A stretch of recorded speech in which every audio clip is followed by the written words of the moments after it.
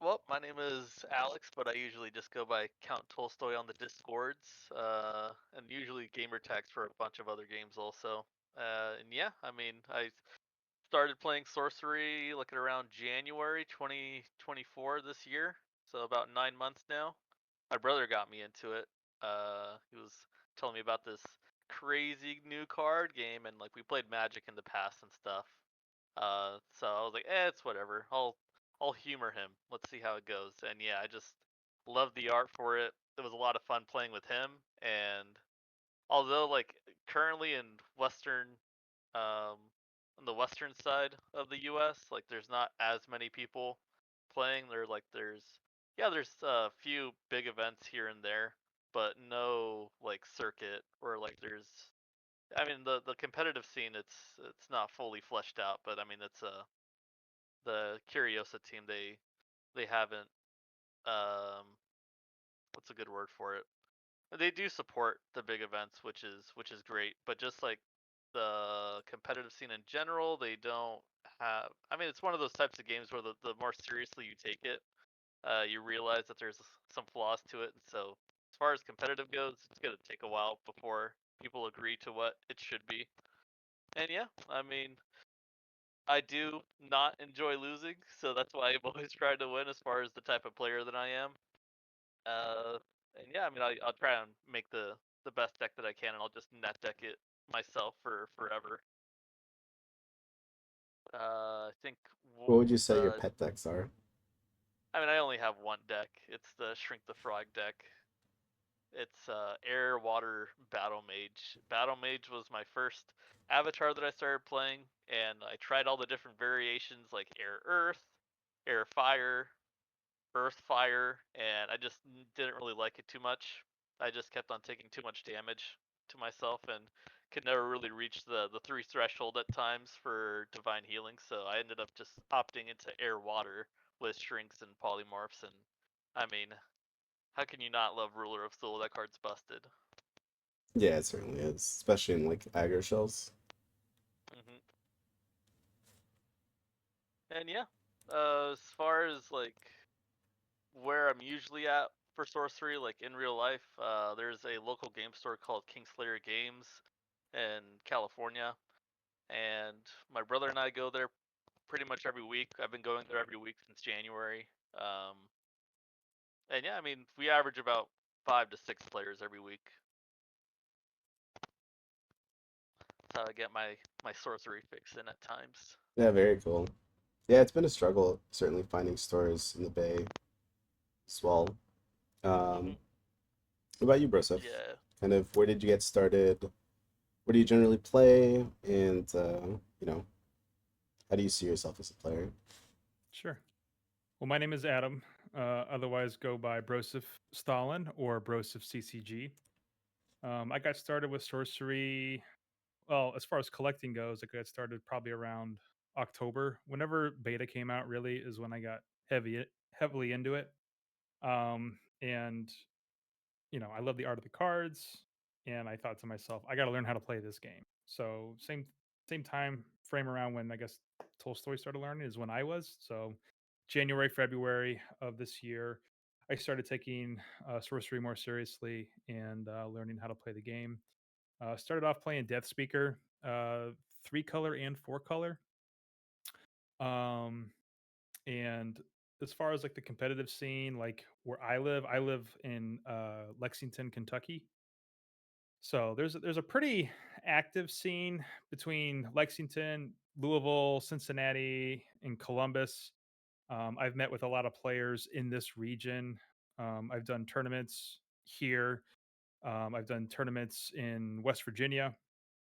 I've gone to Game Grove. You guys might be familiar with Louis from Kitchen Table TCG. He's hosted a couple tournaments, and that's that's been an awesome scene for me to get into because that inspired me to try to compete in the Courtesan Cup, which I got to meet Tolstoy in person, which was awesome, as well as many other people. I am a competitive player. I never used to be. I don't really have much experience with other TCGs aside from Magic the Gathering. Played Magic a long time ago. I recently got back into Magic in uh, late 2020, but my interest with Magic didn't really last very long. It's not the game that I remember it to be, and I've just kind of, obviously gravitated to Sorcery. As far as pet deck goes, the first deck I started playing was Death Speaker, so I do enjoy Death Speaker a lot. But I think what really helped me learn the game was actually connecting with you two.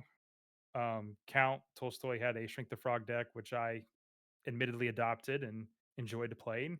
Oh And yeah. and Moth, I came across your Island Leviathan deck, which I kind of tried to make that into my own thing. Kind of playing with like Pudge Butchers and stuff like that, more of a Earth-based Island Leviathan, and we'll get into that more as we get into this tier list. But yeah, that's pretty much my history in a nutshell. Looking forward to going to Sorcery Con. I know Tolstoy is going to Sorcery Con. Moth, are you going to Sorcery Con? Oh yeah, I'll definitely be there. Awesome. Can't wait to meet you guys or meet you and see Count again. Yep. I'm Moth. I started playing because of my distaste for modern and Magic. I longtime Magic player. Started in like 98, 97. Um, and I took a break like everyone does. Came back, realized how much of a shit show Modern was at after all they printed all the free spells, and saw this game and I was like, well, I think it looks good enough that I'll try it. And it turns out I really liked it. Um, I generally play with the Beasts of the Bay. It's a small group that kind of travels for Magic events. They've started adopting sorcery.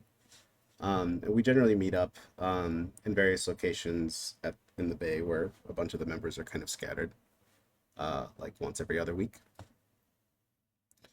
I see myself as both a competitive player and also a casual player. I really like making silly decks, but I do like taking ideas that I think have value to fruition because, first and foremost, I believe that I am much more of a um, deck builder than I am a player as far as like my interests. And yeah, so just to preface before we start as well, we're going to get into kind of going through this tier list and ranking these decks as we see it. Obviously, these are opinions. These don't reflect everyone's opinion, but I think between the three of us, we have seen our fair share of competition. Um, so let's talk a little bit about decks that didn't really make the cuts or kind of forgot about. Is there anything in this list you guys think should have been here if they're not, or are generally played widely, but don't really isn't really competitive? Like a good example, I would say, um, there's so many flavors of Pathfinder where I don't think it's really worth it to put multiple variants just because they all generally have the same game plan because within 400 cards, you can't really change it that much. Now that I've kind of been looking at this list for a while, I think there is some validity to the Candlemoss Monk / Crave Golem combo. I know a lot of people don't like that deck in Death Speaker, but that deck has beaten me quite a few times with some of my pet decks. So I think that is one that could be added. Yeah, Death Speaker Time Walk. Yeah, yeah. Okay. I've only played it against it twice. And I found it Oh, yeah, consider yourself lucky. Yeah, yeah, consider for sure. For sure. And both times it felt like it didn't really do the things that it wanted to do. Like I saw what it was trying to do, but either they couldn't find the configuration of cards, and it led me to believe that it was less reliable than other things it could be doing. Do you feel that that game plan is generally reliable? Because as you said, like everyone kind of hates that deck, but I also have not ever seen it do anything good. Um, I mean, if it's able to outlast your opponent, it's good. I mean, it does use Jin as basically a way to end the game. You know, you get if you can't win just with the Crave Golems alone, you're just going to be able to throw Summoning Sphere down and then Nimbus Jin and then empty your hand, and then hold on to that Lightning Bolt just to finish it out next turn. Um, it's not going to be S tier. It's probably not even going to be A tier, but I think B or C tier is probably somewhere where it falls. All right. Yeah, let's go ahead and add it then. Feel strongly about it. I do agree that it's kind of a deck that I've certainly heard a lot of people talk about. Um, and with my limited sample size, I can't really speak much to it. I think it takes a smart player to really pilot it, Yes. an advanced player, especially when you're playing cards like Deep Sea Mermaids, because you need to remember where your card placements are. Um, and I've seen, as crazy as it sounds, I've seen some lists actually put roots in the deck to reset the board. There's a couple different ways you can go with monks, but and it's not always played with roots, but I've just seen some lists have that. Um, but yeah, if it's more of a control list, it's not really aggressive. You're playing a lot of chump minions, apprentice wizards, land surveyors, deep sea mermaids, Yeah, the plague of variation I frogs. usually see is air fire with wizards and oh wait, no, not air fire, not air earth with, like you said, land surveyors, wizards. It's just a lot of card draw and like kind of stalling out the game uh to the point where you can have like the Exodia in your hand, those 4 or 5 cards that you need to just pop off for like 4 or 5 turns in a row. Right. And yeah, I mean, with Nimbus Gen and Death Speaker, it's pretty straightforward. You get enough cards in hand, you put down a summoning sphere, you get your opponent to a spot where you could just 20-0 them on one turn, and I mean with Time Walk you can do that and then pretty much guarantee the win. That's what makes it pretty strong. Uh, I like it. It's a good deck. It's one of those types of decks that very came out of left field with random cards that you didn't think would actually work together with each other, which is why I like it so much. Yeah, Yeah. The first time I saw the list, I generally thought it was just a pile of jank, but it definitely has like a very straightforward game plan once you understand what it's trying to do. Um, It's all based it's on the player. yeah, and you don't want to draw into Candlemoss monks or Crave golems like in. You don't want to start with it in your hand. You don't even want to have it, in the next 3 to 4 turns. It's really something that you want to just continuously draw into as you get to the deeper part of your deck. Like when you have 10 to 15 cards left in your deck because you use Grandmaster Wizard over and over again, and you killed it on Geistwood and stuff like that, right. to get all that powerful card draw. That's when you want to find the rest of your pieces. Right. And that's kind of where I felt like it was a little lacking because just from that analysis alone, like what its general plan is, if you're not trying to do it early and it's kind of a dead card early, decks where you struggle against Death Speaker's always been a deck that kind of struggles inherently with more aggressive decks because of the nature of how they get card advantage.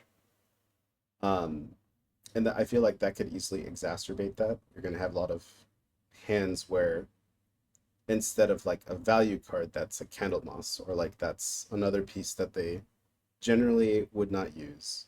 Yeah. But I definitely see value in the after you start talking about it and kind of the game plan in the late game. Like once you are established, obviously it's very powerful to start taking turns when you can start comboing.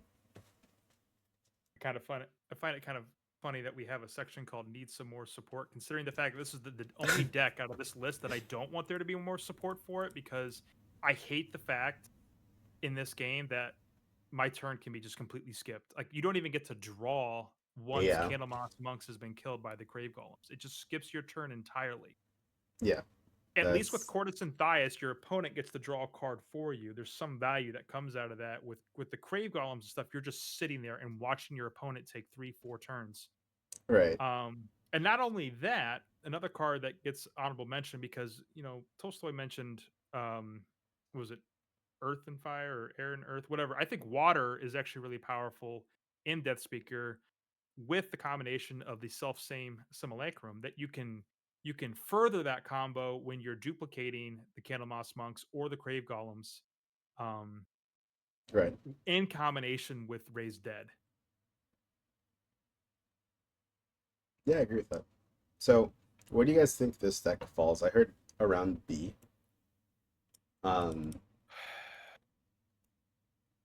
It feels like it could be, Yeah, I would say it's yeah, around B tier. it's around B. It'll be on the lower end of B, but it's certainly probably B. Yeah, it needs to go past turn 8 to really pop off. yeah, and that's kind of where I see it.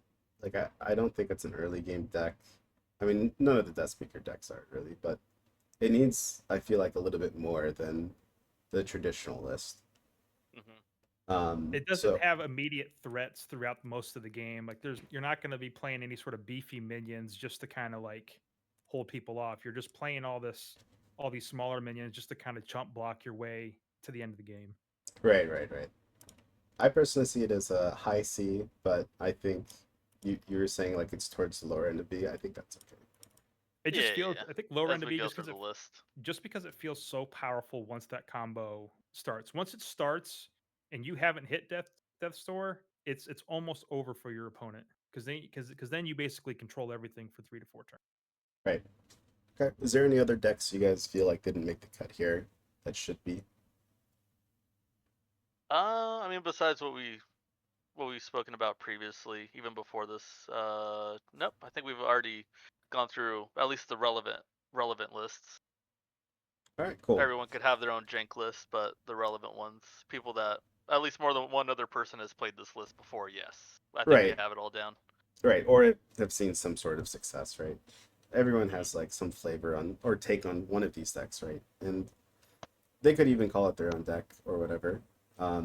It's just these are kind of the more established ones that I've come across, like some competitive play. Hmm. All right. Let's talk about Drew's deck, Entangled Mage.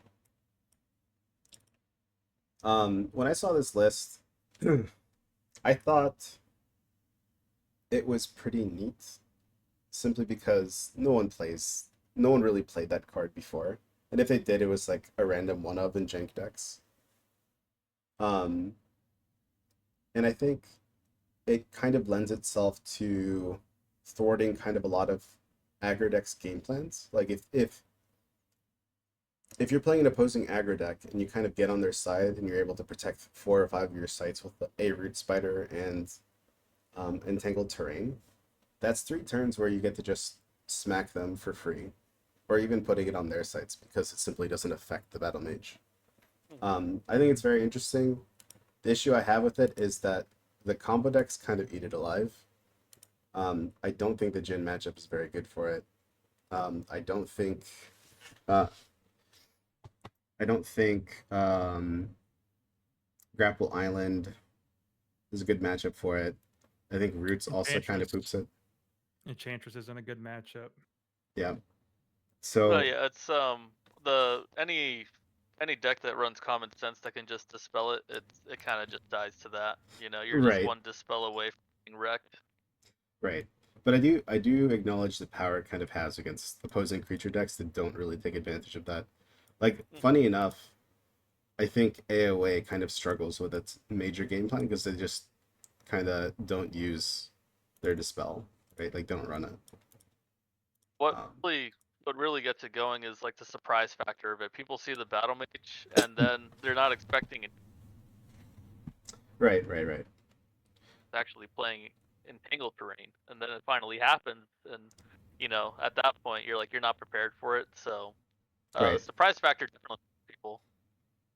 Yeah, and then yeah, the deck is basically if they can answer terrain, then it's kind of bad for them. But they also have a bunch of creatures that also can be utilized in terrain, which is pretty neat.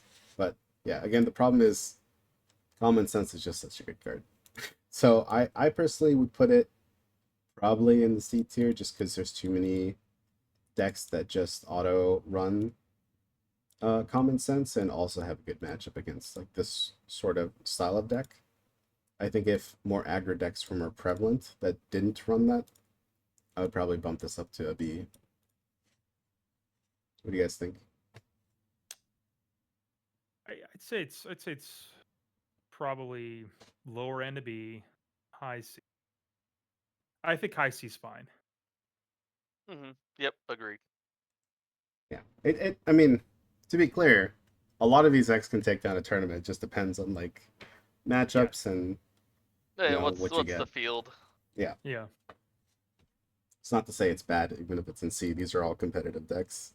Unless they're Hmm in need some support. Speaking of, we can just go ahead and put this guy here. No Should one we plays talk this about it? guy. I mean, we I mean, can.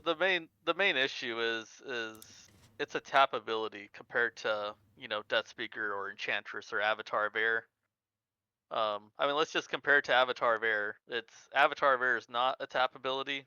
Avatar of Fire is a tap ability, and you have to sync cards from hand and mana for it to actually do something.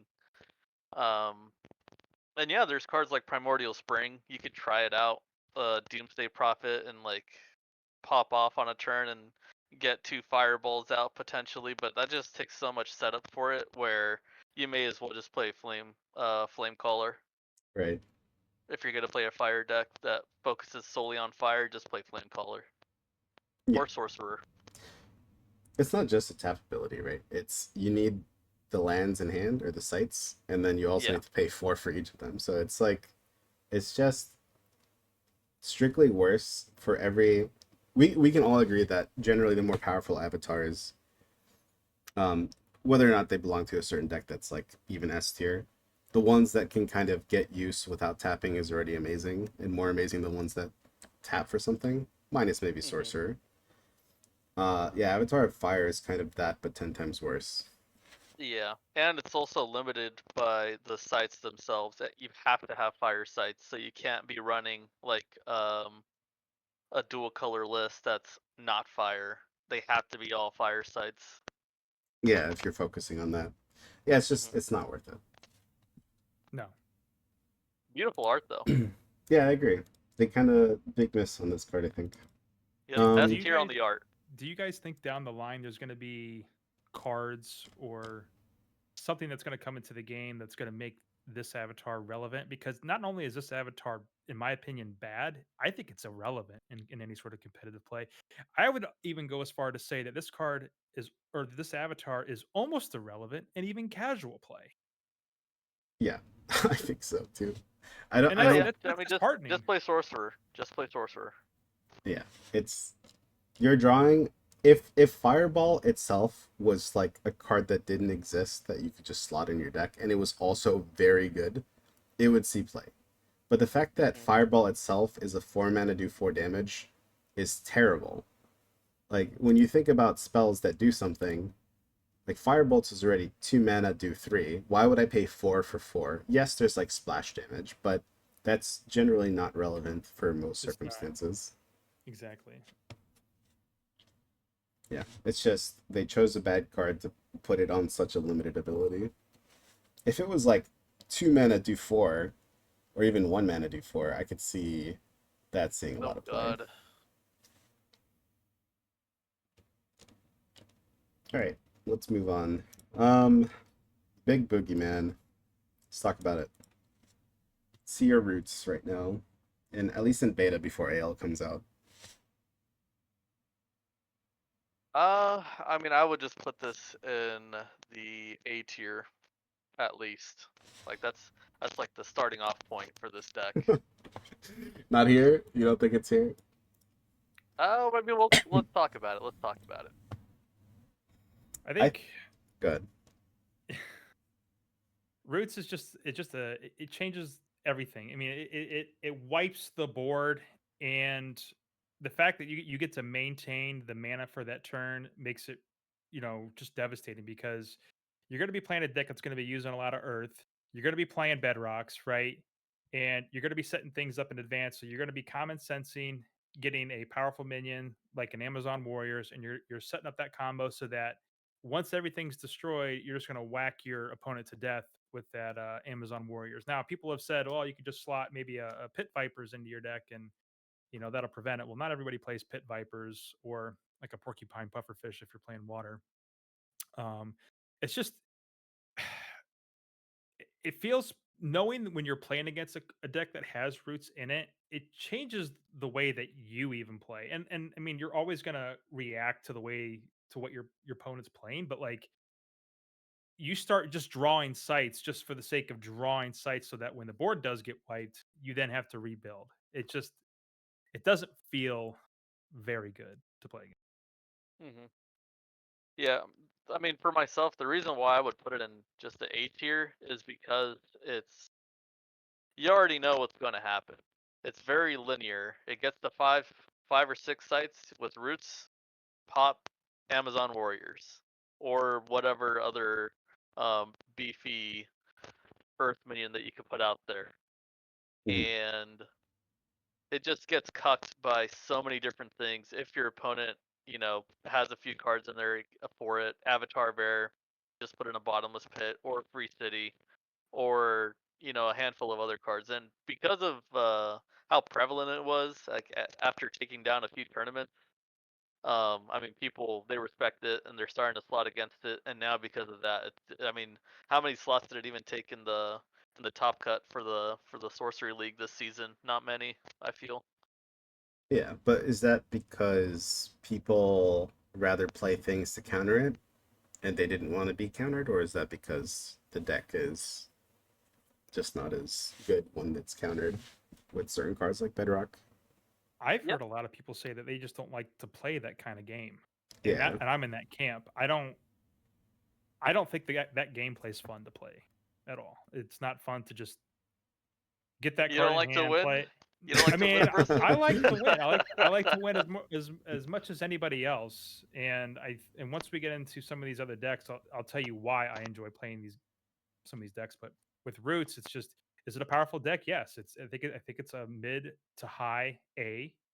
Um, Yeah, I think it came onto the scene at like very opportune time. We were just coming off of like Sorcerer and Death Speaker, and people were not ready to handle roots. Their deck lists were not optimized to play a deck like that, or right. optimized to play against a deck like that, and that's why I just, you know, as it should, take these decks down that didn't prepare for it.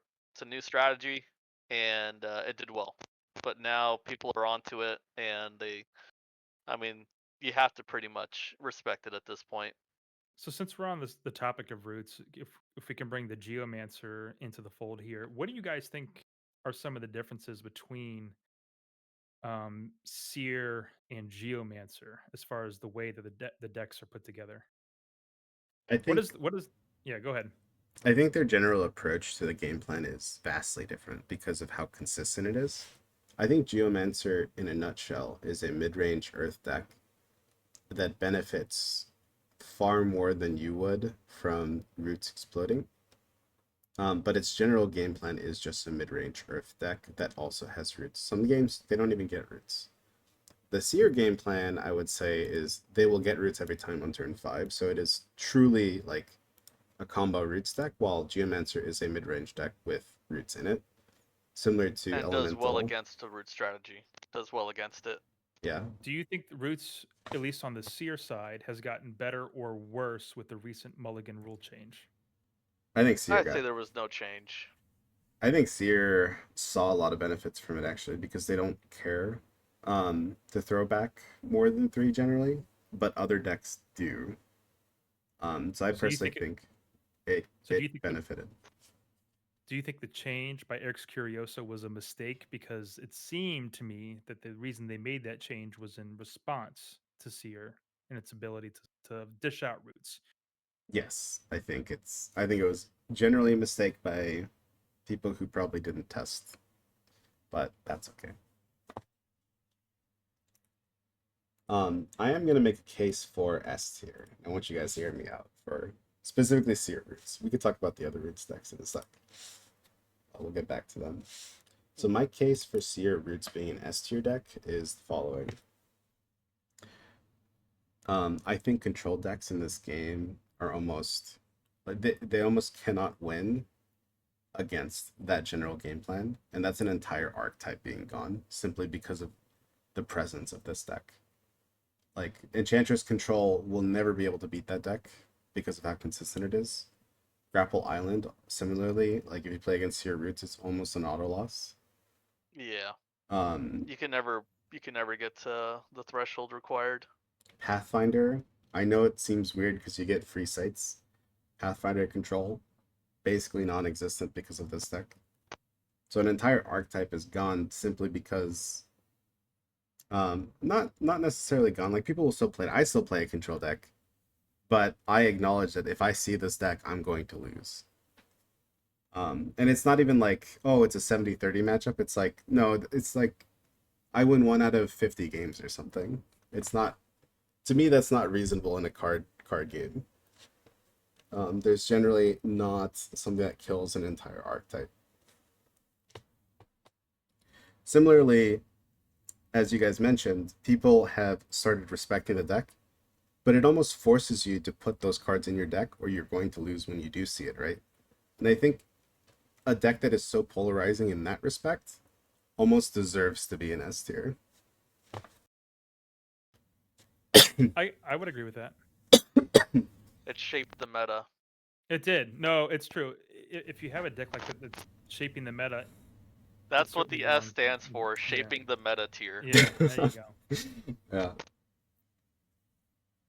They'll But hate it. yeah, I hate playing against it. I hate everything it does. It's just, and the worst part about playing against it too is you just watch yourself get beat in the face while you can do nothing. That's probably the worst part. Yeah, at least for myself, like I do. What Broseph mentioned earlier, you change your playstyle drastically, and for me, if I don't get like the 2 or 3 cards that I need in like the top 10 cards between my Atlas and my spellbook, then I already know like the odds of winning are just drastically lowered. You don't even want to Um, play cores or stones because you think that you might need them after your opponent blows everything up because you'll need it mhm. for ramp. Yep. No, I played against CJ uh a good amount of times already, and yeah, I think right now it's like a 30-70 matchup, which it's and that's just because like I played against it so much, and I only play the one deck, so like the specialist for Shrink the Frog Battle Mage, and against that deck I have a losing win streak against it, which sucks. I try and be at least optimal against everyone, and even playing optimally, I still lose more often than not. Right. And that's kind of like the idea behind this tier list. Like, if you play optimally, where does these decks generally land? I guess. Hmm. In addition to kind of, if everyone's building to counter something, then obviously it belongs to S tier because if they didn't, they would just lose. Yep. Um, all right, let's talk about the other roots decks. We kind of touched a little bit on Geo. Where do you guys think this lands and why? Well, what about elementalist roots? Because I'll be honest, I haven't really seen an elementalist roots deck, but I have seen a Death Speaker roots deck, which I know we didn't put on our list here, but Yeah, I mean that's like a that runs like Roots and Scorched Earth, and it's like I don't know. It's just one of those cards that's meant to reset the board. That's all it is. right. Yeah, I mean, it's at the end of the day, it's a control deck from what I've seen with the Elementalist side. Um, I've seen multiple flavors of it, and it's kind of a mediocre control deck that has an extra reset. It doesn't Is it take Yeah. running? Is it advantage. running mostly Earth? It's well, it can run as far as I know it sites, can. I know it can run all colors, but like for sites, is it running just mostly Earth? mostly utility sites. But as far Yeah, as I was like, gonna say I think it's like utility sites and bedrocks. yeah, Okay. so it's kind of like you take advantage of the utility sites. You kind of have a mediocre control plan, and you can reset when you if you can find it and when you need to. Some variants play like a bunch of beast control stuff, like so sorted animals. and some play more your general control plan with like poison novas and um, whatever have you with 1 to 2 finishers. I personally think this kind of belongs here as far as elementalist. I don't think it's. I see a lot of people try it. I don't think it's a very competitive deck personally, simply Yep. because it's It's, missing some tools. it hasn't been solved yet. Yeah, I think it There's needs a just little too many support. matchups where it just loses auto loss. Yeah, I agree. Like, So Geomancer. yep. I think Geomancer should be probably A or S tier. Maybe S tier alongside Seer. It's a roots based deck. The fact that it can play mid range, it can play its own game, and then have roots on the side, I think is very powerful.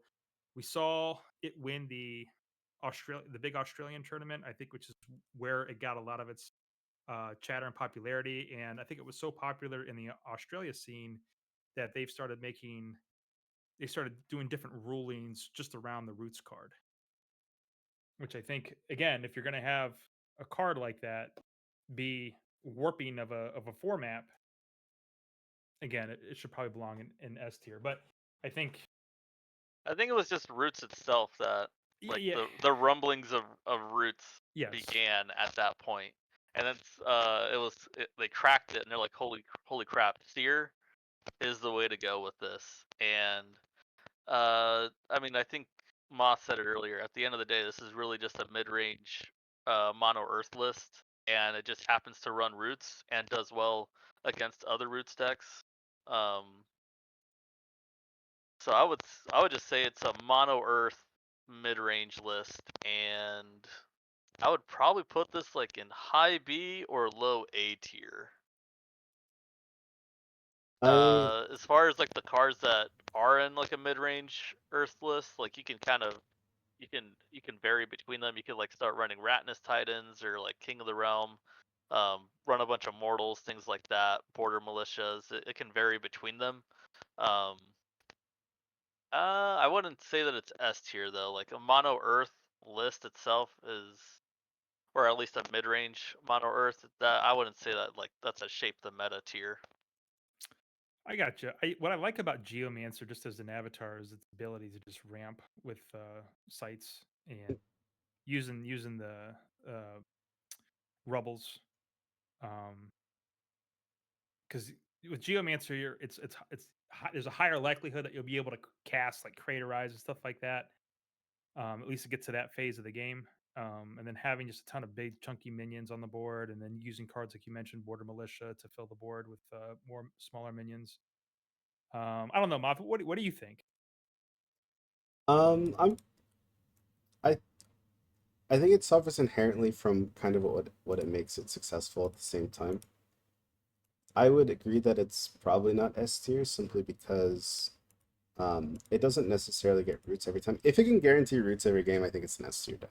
But realistically, I would say when I play against it, it's 1 and 4, 1 and 3, depending on how fast the games go. And when it's just doing its mid-range plan, I think it's probably between a B and C, but because it also has the roots plan that also just hoses like half the decks because it has roots and recovers faster. And also has great game against Seer. I would probably put it in the A tier.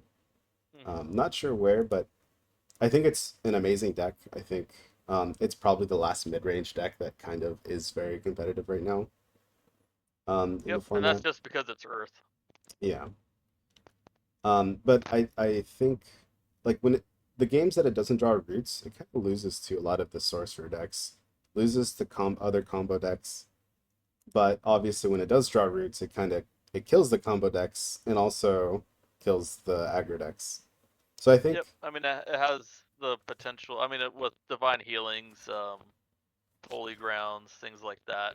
The only times when geometry gets kind of cucked is when you use his ability and you get a mirror realm um, off of something you didn't want to mirror realm, or you got like a site that you like a utility site that you didn't want to play too early. You know, like if you get a holy ground turn 2, then it right. doesn't feel great.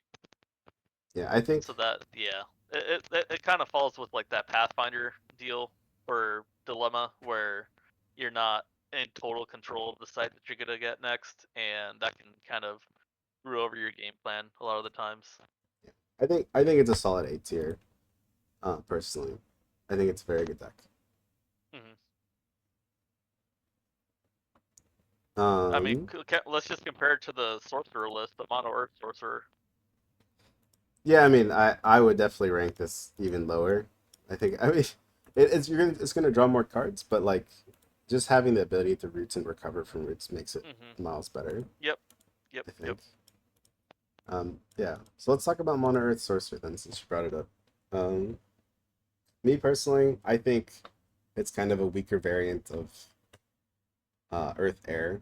I think mid range already struggles as it is, unless you're Geomancer, and that is just exacerbating the problem. I think it loses to a lot of things. I think it obviously has game against some things too. I definitely would not put it here, but I don't think I would even remotely put it next to Geomancer as an example, even though they have similar game plans. Hmm. I think a lot of the meta lists um, run some degree of water simply for the fact that you have Atlantean Fate, which is one of the most powerful cards. I would argue is one of the most powerful spells in the game. Being able to cast that just to remove their threshold, turn off some of their sites, and just submerge Earth minions is always devastating. And a lot of these lists that we'll talk about is probably running at least one. Well, it can only run one Atlantean Fate. So where would you put this mono Earth list sorcerer? I I mean, would Probably let's say C just tier. let's look at the minions that this list even runs. I mean, we got boss trolls, we got unicorns, we got pudge butchers, and I think one thing that the meta, at least like over the past month or so, has started to catch on is mixes. Mixed terras or just mixes in general with sorcerer is just so much better than with any other avatar. Just because like if you draw it for the turn, oh okay cool, it's a mix, and I'll just draw again to see what I can use it with if I yeah. already don't have something in hand. So like it just really makes those like turn two pudge butcher. Not a lot of decks can even face that. It's really good. Yeah, I agree. I think Yeah, but that strength you're describing could be played in all the other sorcerer decks. I guess that's my issue with the mono Earth. The thing that Hmm. it's doing isn't unique, and I think it's doing it technically slower than Earth Air with less support. Like Grapple Shot is just a broken card. Oh I yeah, agree. definitely. Um, I mean it's one of those. It depends on the strategy of whittling down your opponent so much just from card draw. yeah, Like, all right, you got rid of my unicorn. Okay, here's another unicorn. Here's a boss troll. Here's a bodyguard. Here's a second pudge butcher. And you just, if your opponent doesn't completely take over the board and like takes over the board state, then they're gonna lose at some point. Just because you don't even have to like have complete control over the board the entire time. You can just like be on par with your opponent. And if your yeah, opponent isn't playing sorcerer, you're gonna end up winning just because of that card draw. yeah. Me personally, I would put it high C, low B. And the reason I would is because I think the other sorcerer decks are better. But because it's a sorcerer Earth deck, period, I think it Hmm. kind of belongs in B just because how Yeah. strong Earth sorcerer period is. Hmm. Yeah, I mean, because that's what Earth struggles with is, yeah, it has some card draw in the form of common sense, but besides that, there's, Sorcerer relieves that problem for Earth that it has the card draw. I mean, that's the same with Geomancer. Geomancer is great with Earth because of the card draw. Seer works with Earth just because you can, like, have a pseudo draw by scrying something or bottoming something that you don't want and having another chance to get something else. But like with most other avatars, if you're gonna play Mono Earth, Avatar of Air just it not Avatar of Air, Avatar of Earth. I mean, Avatar of Earth, it works with it just because of its ability. But like you can't do a Mono Earth Battle Mage list. You can't do a Mono Earth Elementalist list. Right. It's yeah, But I would say Seer is more there just because of the card selection. You get specifically roots, and Earth plays really yeah. good with roots. But I If agree. Roots wasn't a card, yeah, if Roots wasn't a card, Seer Mono Earth would not be It here. would be here for sure. Yeah. Yeah. All right, so let's see then B. We talked about Avatar of Earth. Where do you guys think that falls? I think Uh, Avatar of Earth at the beginning of this year, probably I would have had it in A tier. I think it's at the yeah. top of B tier though. I think it is as high as you can put it as in B. I just think a lot of Really? people. I think a lot of people have figured out how to play against it. Um, it can be very strong. You can put gigantism on her with surrounded by earth sites and come in just for an immense amount of damage and also grapple shot. But I think All right. I think we got to specify the type of Avatar of Earth list then, whether I it's Mono Earth, Air Fire, or Air Earth. I mean, not Air, so Earth Fire, Earth Fire, or um, Earth Air. right.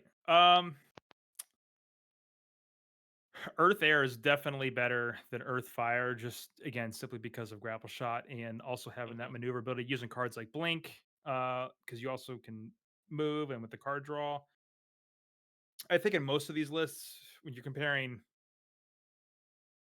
Fire and Earth, or excuse me, Fire and Air is probably gonna in most situations beat Fire. Um,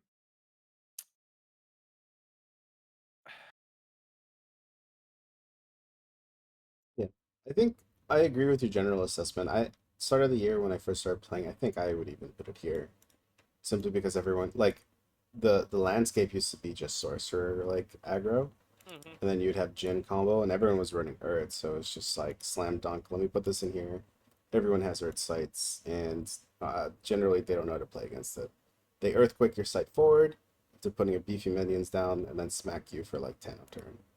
yeah, Um, but I do agree, it kind of has fallen as players have gotten better. Me personally, I think in a lot of scenarios, I think it's suffers from the same issues that Battle Mage has in general.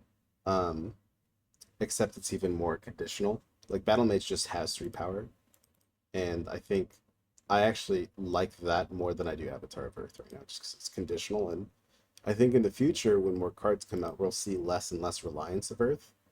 Hmm. Because I think the stocks of Avatar of Earth is directly correlated with how much Earth is being ran in the meta in general. And while it's being ran a lot right now, even then, I would say it's kind of it doesn't even win against a lot of these matchups. So that's already telling for where it should be placed. I still think it's a good deck. Still could easily win a tournament. I just would not put it, I think, in A tier. I would probably put it, as you stated, probably top of B tier or somewhere in the middle. and Hmm. I'm gonna give a shout out to Golden Eagle. I've played against Golden Eagle a ton, and he's always had really good Avatar of Earth lists. You got the right player. It's even as a battle mage player, it can still be a really hard matchup. I personally, and we'll get into Shrink the Frog later, but dealing with big minions that are 3 power and greater is always hard, no matter what avatar you're playing. But especially battle mage, swinging into those minions hurts when you have to do it. And I think that's what makes Earth very strong is just having those chunky minions and having to swing, especially when you got Flaming Sword in your hand and you're trying to utilize Flaming Sword to get in all that damage. If you're having to hit Avatar of Earth directly for 3, 4, 5 damage coming back at you, it sucks. Now it's definitely not ideal to do that. But if you're just trying to ultimately race, that's what I find a lot of the matches turn out to be when you're playing Battle Mage. You're trying to race Avatar of Earth, and I think one of the most underrated sites in an Avatar of Earth deck is Rift Valley because being able to move sites over and then placing those minions closer to your opponent or getting that extra +1 power because now it's kind of more forward because that's typically where you want to play it, um, is a game changer. I think in a lot of situations. Well, yeah, definitely. I mean, Rift Valley is just one of those Earth cards that it's hard to play around at times. It's it has that same effect of Earthquake where you can maneuver sites, and that's just an Earth thing in general, being able to manipulate sites that are on the board. And Avatar of Earth definitely, if you can maneuver your opponent's sites, whether with Atlas Wanderers, Earthquake, or Rift Valley, like you're already in a good spot for the game. Yeah. Um, so the issue with it is that it doesn't have that card draw. So you really have to make sure that your cards are 2-for-1ing more often than not. Like you have to be kind of patient with how you're doing stuff. You got to get that 2-for-1 advantage with most of your cards, and if you can't, if you're 1-for-1ing most of the times, then uh, with having to you're tapping to attack, and if your opponent happens to have a blocker for it, then you essentially like kind of spent your turn doing that. Right. Right. So I think if you're running Angel's Egg, Divine Healing, and Root Spider, those three cards right there are very effective at making it more. You know, it's a mid range deck, so it's kind of controlly at first. If it's mid range, so it's not controlly, it's mid range, but it, the Avatar of Earth I think can last a little bit longer than a lot of people think. Um, to kind of just wait until the board's set up in a state where it can start becoming a lot more aggressive. Um, so yeah, Okay. I think but yeah, I think definitely we good, agree. good, good list, good good B list. tier. Yeah. Somewhere in B tier. Maybe I would say maybe middle of the pack personally, but I could see it being top. I think right now against these two other avatars, it's at the top. So Yeah, I agree with that. Because this Yeah, is and my Candlemas. the yeah that's yeah I was gonna say that time walk Death Speaker, that is not Yeah. Death Yeah. Speaker in yeah, general. Yeah. Yeah. Yeah. yeah. All right, let's get some of the easier ones out of the way. I think this clearly needs some help. I see a lot of people try to make deck. I've tried to make it work too. It's just water doesn't really have good aggressive cards. The only really viable way to play water right now is a control deck, and this is not a control avatar. It's just how it goes. Yep. It doesn't have card draw. That's its issue. Geomancer without roots. I think It ends up just being a mid range Earth yeah, deck. it's a mid-range Earth Yeah. deck, and it's kind of mediocre. I would say it can win games I just because Earth is good. I would put it probably bottom of C tier personally. not next to the Mono Earth Sorcerer. I think Mono Earth Sorcerer has more game than Geomancer mid-range without roots. It's gonna draw more relevant spells because the sites don't matter as much, or recovering from roots doesn't matter as much in the mid-range matchups and against a lot of other decks. And I think the more prevalent decks right now are decks that are looking to counter roots, and that's where I would think card advantage is better. I could easily see these being swapped depending on how much roots is being played. Yeah. Yep. How do you feel about it, Broseph? I'm in agreement. Okay. This guy, Spark Mage. How do you feel Just about needs, him? yeah, definitely needs more support. I mean, we did see one list make it into top cut this year in league. Um, I didn't get to see. I don't know what the list is. I've played Spark Mage a couple times. It just needs more air spells that have a high It's uh, threshold count. mm, Yeah, it's either that or like the more successful Spark Mage lists I've seen, they generally need to get to turn or 6 sites even. So that's when you're able to like triple cast a spell. Um, but But if you're you could playing, probably put it huh? at the bottom of C tier maybe. Yeah, I don't think it needs too much more support. I think a few more cards would probably make it a lot better. I think it can win some matchups. It's just you're working a lot harder for like a yeah. much worse game plan. You're working a lot harder for worse results than if you would have just played Sorcerer. Yeah, I think another thing that kind of hurts it too is that the fact that you're dealing damage to another random unit and not a yeah, specified unit. yeah. And that kind of forces you to play almost like mechanism or things akin to that. Or Yeah, yeah, it's just it requires a lot. It kind of loses to aggro sorcerer aggro, especially because they outvalue them so much. It just loses Not to to too many things.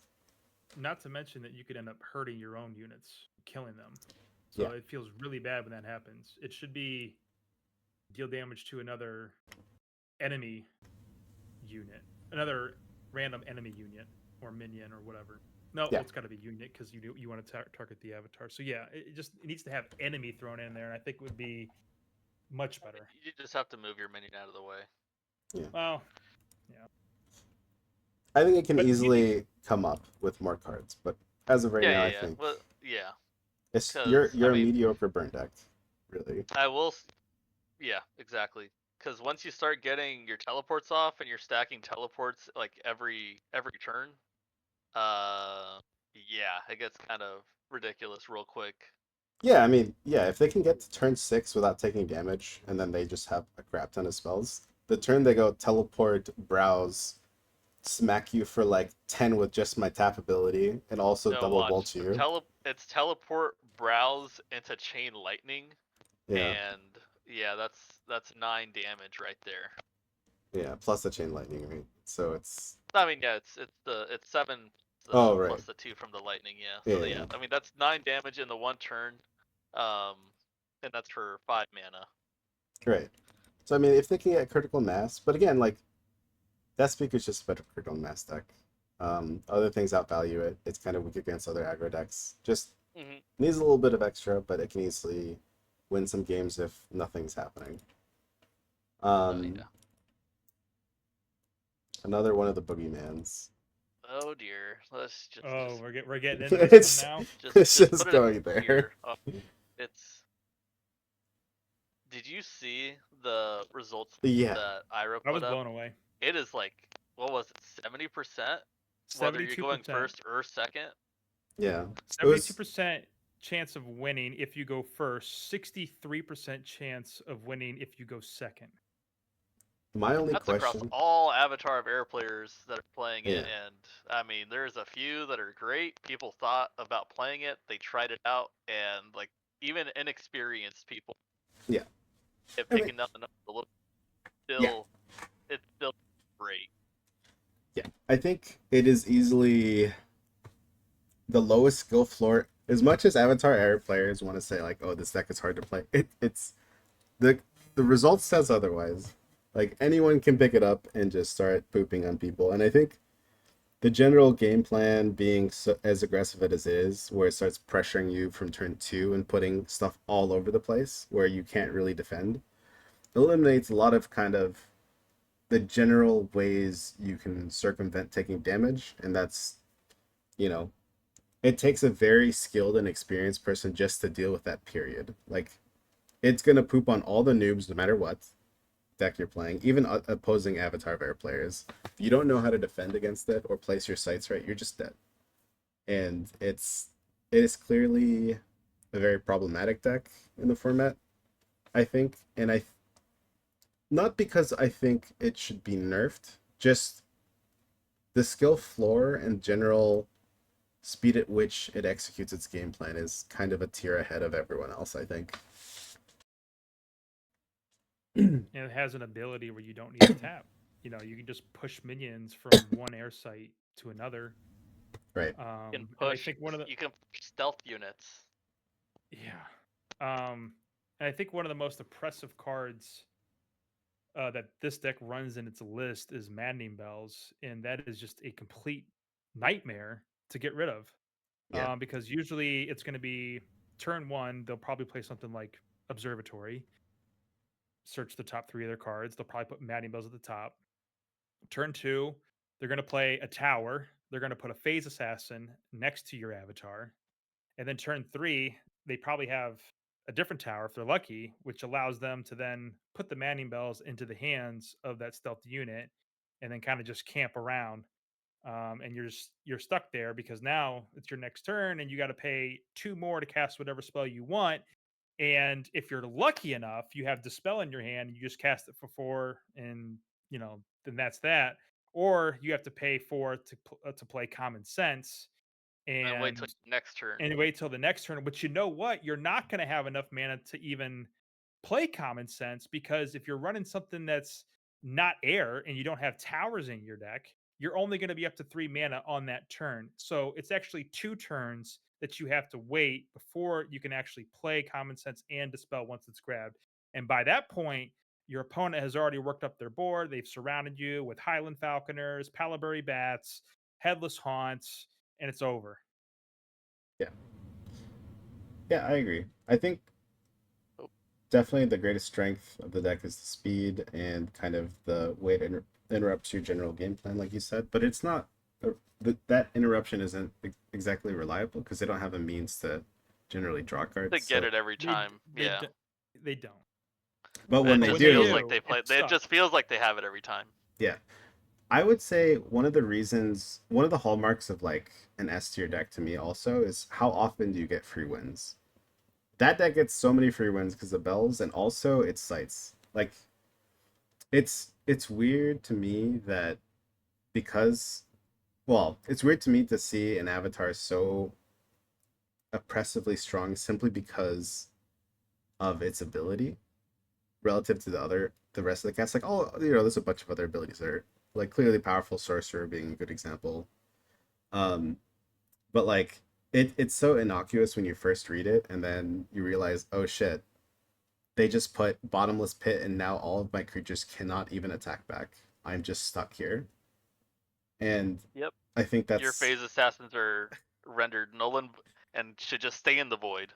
yeah. It's I would say one of the reasons it makes it so successful, or one of the reasons the deck is also so successful, is how good the utility sites are with it. If we get more sites or things to counter sites, I think the stock of AOA is going to go down by quite dramatically because I do think other decks can race it.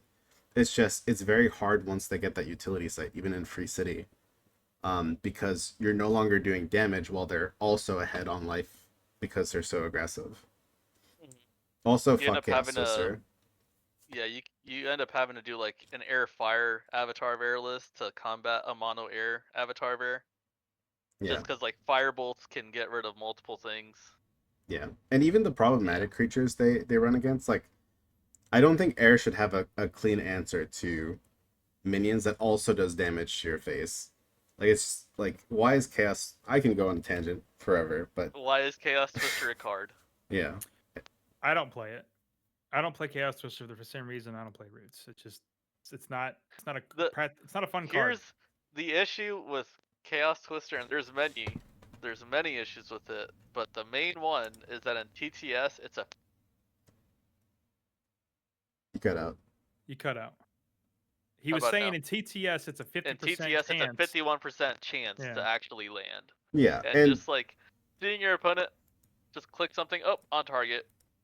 I actually Okay. think I actually think if that wasn't the case, I would actually put it here and not here personally, because there's so many matchups where like you'll have a phalanx and their utility site for the game is what's it called, Free City, and they can't kill it, but because they have something to fling it for some reason in air of all colors across the sites and hit you in the face also for 5 damage, it's like it just another thing to counter kind of what you're doing for no reason in a monocolor, while none of the other colors can also do that sort of effect. It's Yeah, brutal. and it just gets online. It gets online with foresights, Yeah. and as long as one of them is their utility site, be it Free City or Bottomless Pit, it's so backbreaking to just play the rest of the game knowing that if you put any of your minions on one of their sites to get some damage in, they can just blow it away Yeah. to one of Or their fling it utility to its sites death. Yep. or fling it to its death. It's very good. Or punch it with the Free City. Yeah. No, yeah, it's very good. Very good list. I mean, might as well just talk about mono air sorcerer as Oh, well. sure. Just because like they kind of it's not the It's kind of in the same vein, but yeah, I agree. they play cards. Um, This was the the first deck that I lost to in this season's league. Um, Super aggressive. Spirits are probably the best tribal in the deck right now. Would you guys agree? Um, Playing with mixes, being able to get cards like Headless Haunt out really fast, Kythera Mechanism, get the card draw. Um, No, yeah. I mean, that's just what Sorcerer does well. Air well, already that has a lot of card draw in it, and with Sorcerer, it's just hyper aggressive strategy. Yeah. I might put it at A. I would put it in an A tier. Just a mono air Sorcerer list in general. It doesn't have to be Yeah, it spirit doesn't have to be specific. spirits. I agree with that. Just of like, it's so it's so fast, and you're pretty much guaranteed to be playing 2 cards a turn, just from the whether it be Cloud Spirits, Bats, um, Lightning Bolt into Cloud Spirit. You Right. know, just any one of those like 2 to 3 cost cards. Your your draw with that, it just makes it hard to stop after a certain point. Yeah, I agree. I think it's clearly the A tier deck. I mean, it's literally the AoE deck, but like sorcerer. And the big difference is just how well AoE utilizes the sights to blank out opposing creatures, and Yep. obviously like being able to throw your creatures to spots where you normally couldn't attack is a little bit above the sorcerer variants. I agree with that tier. Oh, can you hear me? There we go. Yep. What about Dealing. Oh wait, just one more thing. sure, sure. It just ends so many early. It ends up dealing with so many early that wasting a card. Is it me or is he like cutting out? He's cutting out a little bit. Yeah. All right. So it ends up dealing with a lot of early interaction stuff without investing a card into it, thereby having inherent card advantage without wasting a card. Yeah. Yeah. Mm-hmm. Compared to Sorcerer, that is. Yeah, I agree with that between the two. All right, how do you guys feel about Death Speaker Spirits? So I actually played against Death Speakers Spirits today at my LGS. My buddy Dan was running it. Very similar to the list that actually won the courtesing qualifier in West Virginia. I do forget the gentleman who won that, but shout out to that guy. I was also at the event. It was a good list. You can probably find it on Curiosa.io. Um, I like that. He kind of splashes water because you can get Ghost Ship out and bring a bunch of minions back. I played the deck against or I played my Grapple Island deck against it. I went second in the match, but we both got to Death's Door. He ended up beating me in the race, but again, using cards like Evil Presence, being able to throw down them spirits that have and give them charge, um, and then also using Death Speaker's ability to bring stuff back to life from either their deck or your opponent's deck is always a good thing. Do I think it's as strong as mono spirits or mono air? No, uh, but I still think it is strong. I might put it at the top of B tier, probably higher than Avatar of Earth. Didn't Count? you say? I'm grinning to myself just because earlier you said Avatar of Earth is just top of B tier no matter what. Yeah. Yeah. Well. It's probably right there with it. If I have to say, it's at the top. Yeah. I think me personally, I've always liked the Jin list a lot more. It's much, I think, much more powerful game plan. In that it comes online faster, it has more value, it's also better against smaller creatures, while spirits can have very clunky hands. And for that alone, I think if you get the cards at the right time, Deathspeaker Spirits feels great. My issue with it, because I tried running it for a while, in a lot of matchups you just have like blank cards. In some matchups, like you're just way too slow with those some of those clunky cards. Like if you get your 5/6 cost spirits, because you're running a few of them now, more than just Jin, and you're also running wizard. There's hands you just have you could do nothing until like turn 4 or 5. And to me, that's not consistent enough for me to put it at high B above Avatar of Earth. I would say very strong game plan when it works. I don't think it's consistent enough to. I, I would put it bottom of B personally, just Okay. because Yeah, consistency what issues. ends up, at least from the games that I've played against it, compared to like just a true Jin list, that its main game plan is going Jin. Spirits, it has good burst turns where it does like 7 to like 10 damage to you that one turn. Um, and yeah, it can, like you said, with the right cards, the right sequence of cards, you can just burst your opponent down 20 to 0 with Jin. Um, but it's not as consistent as the 3-4 color Death Speaker Jin list where its main goal is to 20 to 0 you and just win off of that. Okay. Looking back, I think you guys are right because when we were competing in the tournament, it really depends on what the field looks like and what the current meta is at the time. When this deck was played, it was played against a lot of Fury Road, and I think that's why it came in first because it was able to use that speaker ability to use cards like Vile Limp. Everybody had Vile Limps in their deck, so that you can basically just hit your opponent for 2 if you have a summoning sphere somewhere near Right. their avatar. So that's probably why in my view, I viewed it a bit higher at that point in time. But I could see with the current meta, yeah, it's probably on the lower end of BT. Yeah, Death Speaker with less Fury Road players for Sorcerer, it inherently gets weaker throughout the meta. Yeah. I think a lot of people are running less ETB minions in general right now, which also makes all that speakers suffer. Hmm. So we talked a little bit about 3-4 color Jin. I think even though it's kind of fallen out of favor, I think the general game plan is still very good. Yeah, Um, a lot of card draw. yeah, a lot of card draw, pretty control-y. It suffers Yep, from the same control issues against both the top decks. I does would, well against Earthless.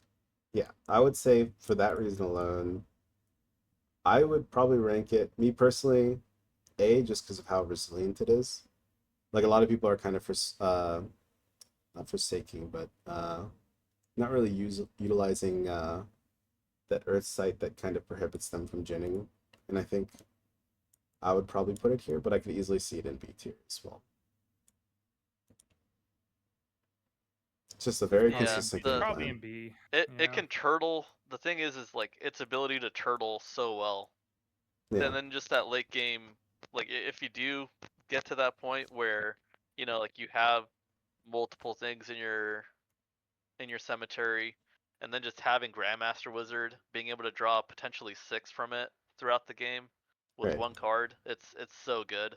I would put it in A still. Okay, we have one B. I'm a maybe between A and B, so I think top of B is fair between the three of us. Yeah, I mean Um, this used to be the S tier yeah, deck. it used to be the S tier deck for sure, It but used to be the S tier deck, yeah, and it still does well. yeah. All right, let's talk about the rest of the sorcerer decks because they kind of all kind of mine is burn and wolves. They all I kind mean of it's have a just similar. archetype at that point. Yeah, yeah, yeah. I guess goblins slash cute is also slightly different, but let's talk about all the earth ones because they're functionally the same with different flavors, right? Yeah. They're never going to be below B. I think. I think they're just too good. Their general game plan's too good. It's too efficient. Too like it'll Hmm. beat out everything on C on average. I think. It's just where they kind of lie in the B tier, to me at least. They just draw a bunch of cards, they get to 4 or 5 mana, and start trying to race you. Very straightforward, very strong plan.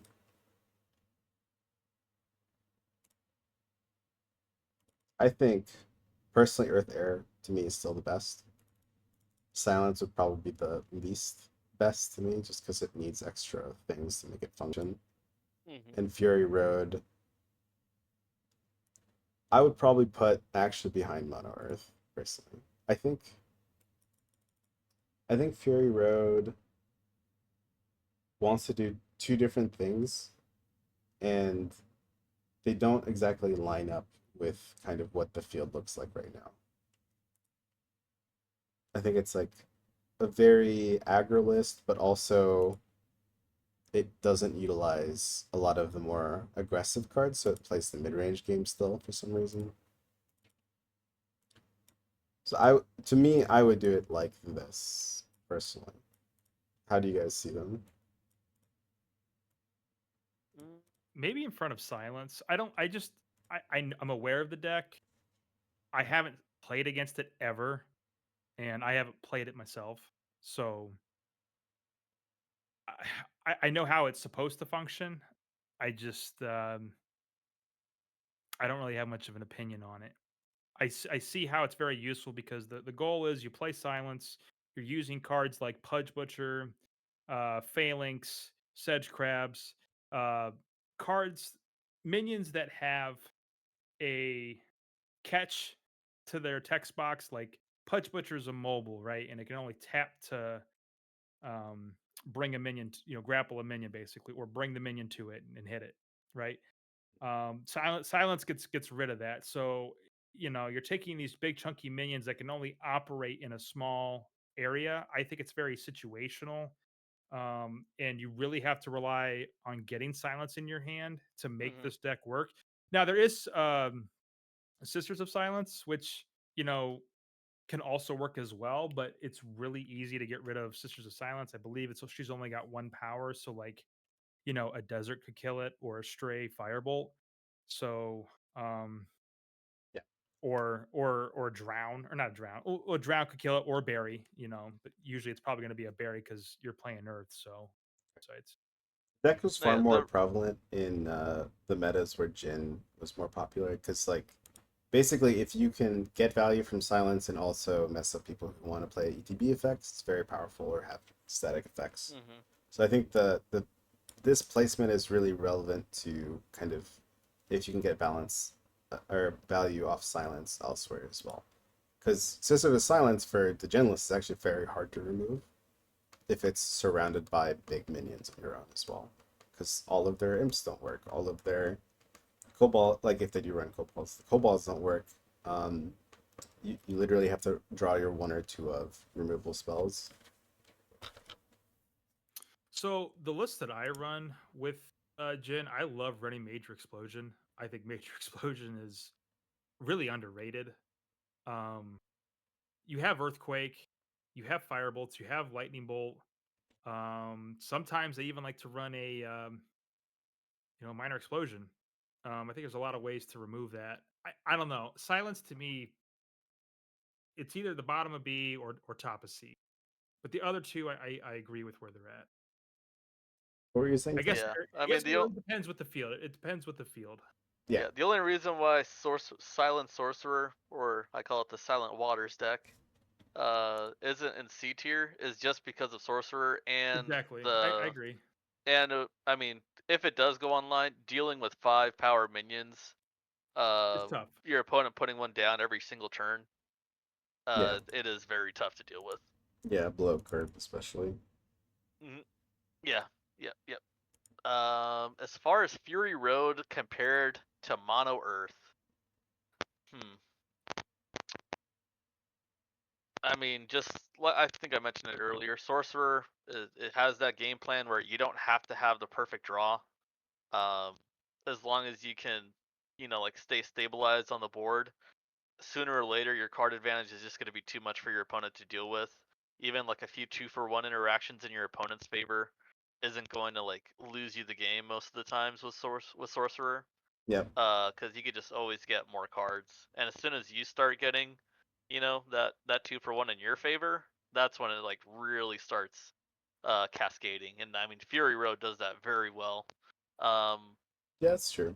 Actually, it's I agree. I think it has more stock with how quick the game is becoming. A lot of people are running smaller creatures, so I actually think maybe that.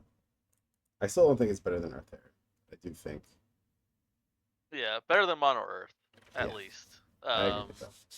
Yeah, it whittles down your opponent uh better. I mean, yeah, Mono Earth chunks your opponent, but just the Sorcerer with Fury Road, it's like inevitable. Yeah, Once they put down a summoning sphere next to you, like you got to start leaving back your unicorn so that you can not get Fury Road the doesn't run. 3 minions on you at the same time. It's rough. Fury Road doesn't run And Summoning oh Sphere. wait, what? Fury Road is Huh? Earthfire. Which? Oh yeah. Crusader Jihad, depending on which deck that they're running. Yeah, this is the list that runs the Summoning Spheres. There we go. Yep. Um, okay, so we agreement on the source replacement.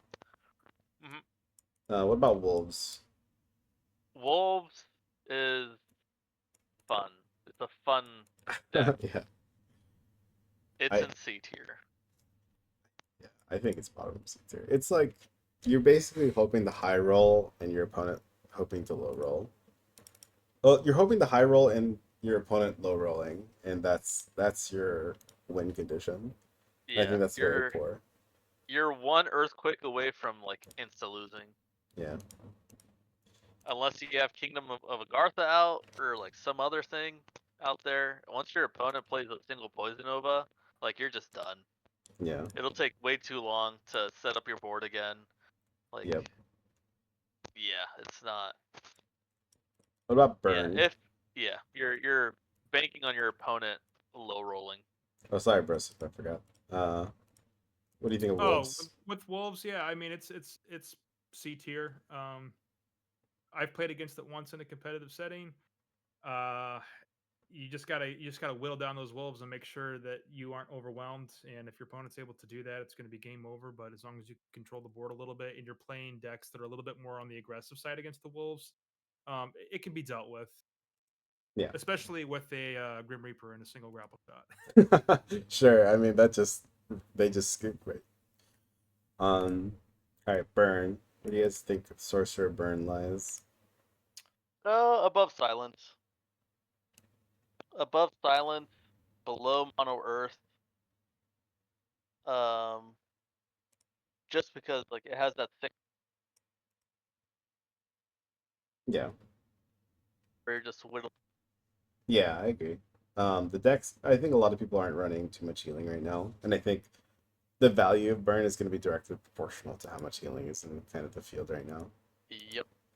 Um, like I don't think they'd beat an Angel Egg plus like one healing spell, but barring that, it's actually kind of scary sometimes. Yeah, because I mean, at the end of the day, it's air fire with like it's a lot of lightning bolts, minor explosions, stuff like that. It's yeah, it's tough to deal with. All right, so Turns out direct damage is pretty good.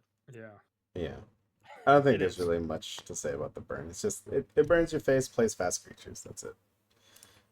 Um, Cute Sus Goblin. So this is the summoning sphere aggro list air fire. Where do you guys think that lands? Probably behind Burn, above Silence. Uh, This is tough. I haven't played against it a whole lot. It can be annoying. It's very aggressive, especially if you're playing a control list and you're not getting something to deal with the minions and they get summoning sphere out early. Um, they play very low to the ground, as what most sorcerer decks do. They want to get up to 4 or 5 mana with the stone out and just continue that I card think draw. it's actually better than Fury Road. I agree with that. Yeah, just summoning sphere, a card that for one you can now pretty much just launch your Genesis minions over there or your kobolds and stuff, and you're already getting instant value off of it. It's so good. Yeah, And then just getting the card draw off of it, inherent card draw. You get access to a lot of really good, cheap air spells. Highland Falconer being one of them. Highland Falconer into Scarab. Oh my god, it's so good. It deals with so many early interactions. yeah, Just and Scarab in general just deals with so many early interactions, and yeah, this list is like it does burn better, and currently right now because it's not running Earth, um, like it deals with a lot of different things better because of it. I feel. yeah. I can see Bros's point too. Um, he was making, but I Well, I mean, again, I haven't played it a whole lot, and now that I think about it, the fact that it's got air in the deck, it's air and earth is like one of the best combinations with most aggro decks. So silence is mostly just air and earth, or excuse me, water and earth. Burn is just fire mostly. So yeah, with Fury Road, I'd say it's up there behind Earth Air, I actually or think maybe even better than Earth Air actually. I actually think it belongs here personally. And the reason I think that I can easily see it being B tier somewhere here as well. Just has to do with kind of the general field right now. The game has gotten more aggressive, and I think the more mid-range decks are kind of suffering right now. This is not a Hmm. mid-range deck. This is straight up an aggro deck, and Yep. I mean, it towers, tower of powers with this thing. It's ridiculous. yeah, and it dodges a lot. Like some of their minions dodge a lot of removal in that they play Sandworm. If they go turn two Sandworm off of Imperial Road, which you bit and put a site in front of, now if you're playing any of the Earth decks, you can really not deal with it. You're just getting beat in the face by a 4 power minion.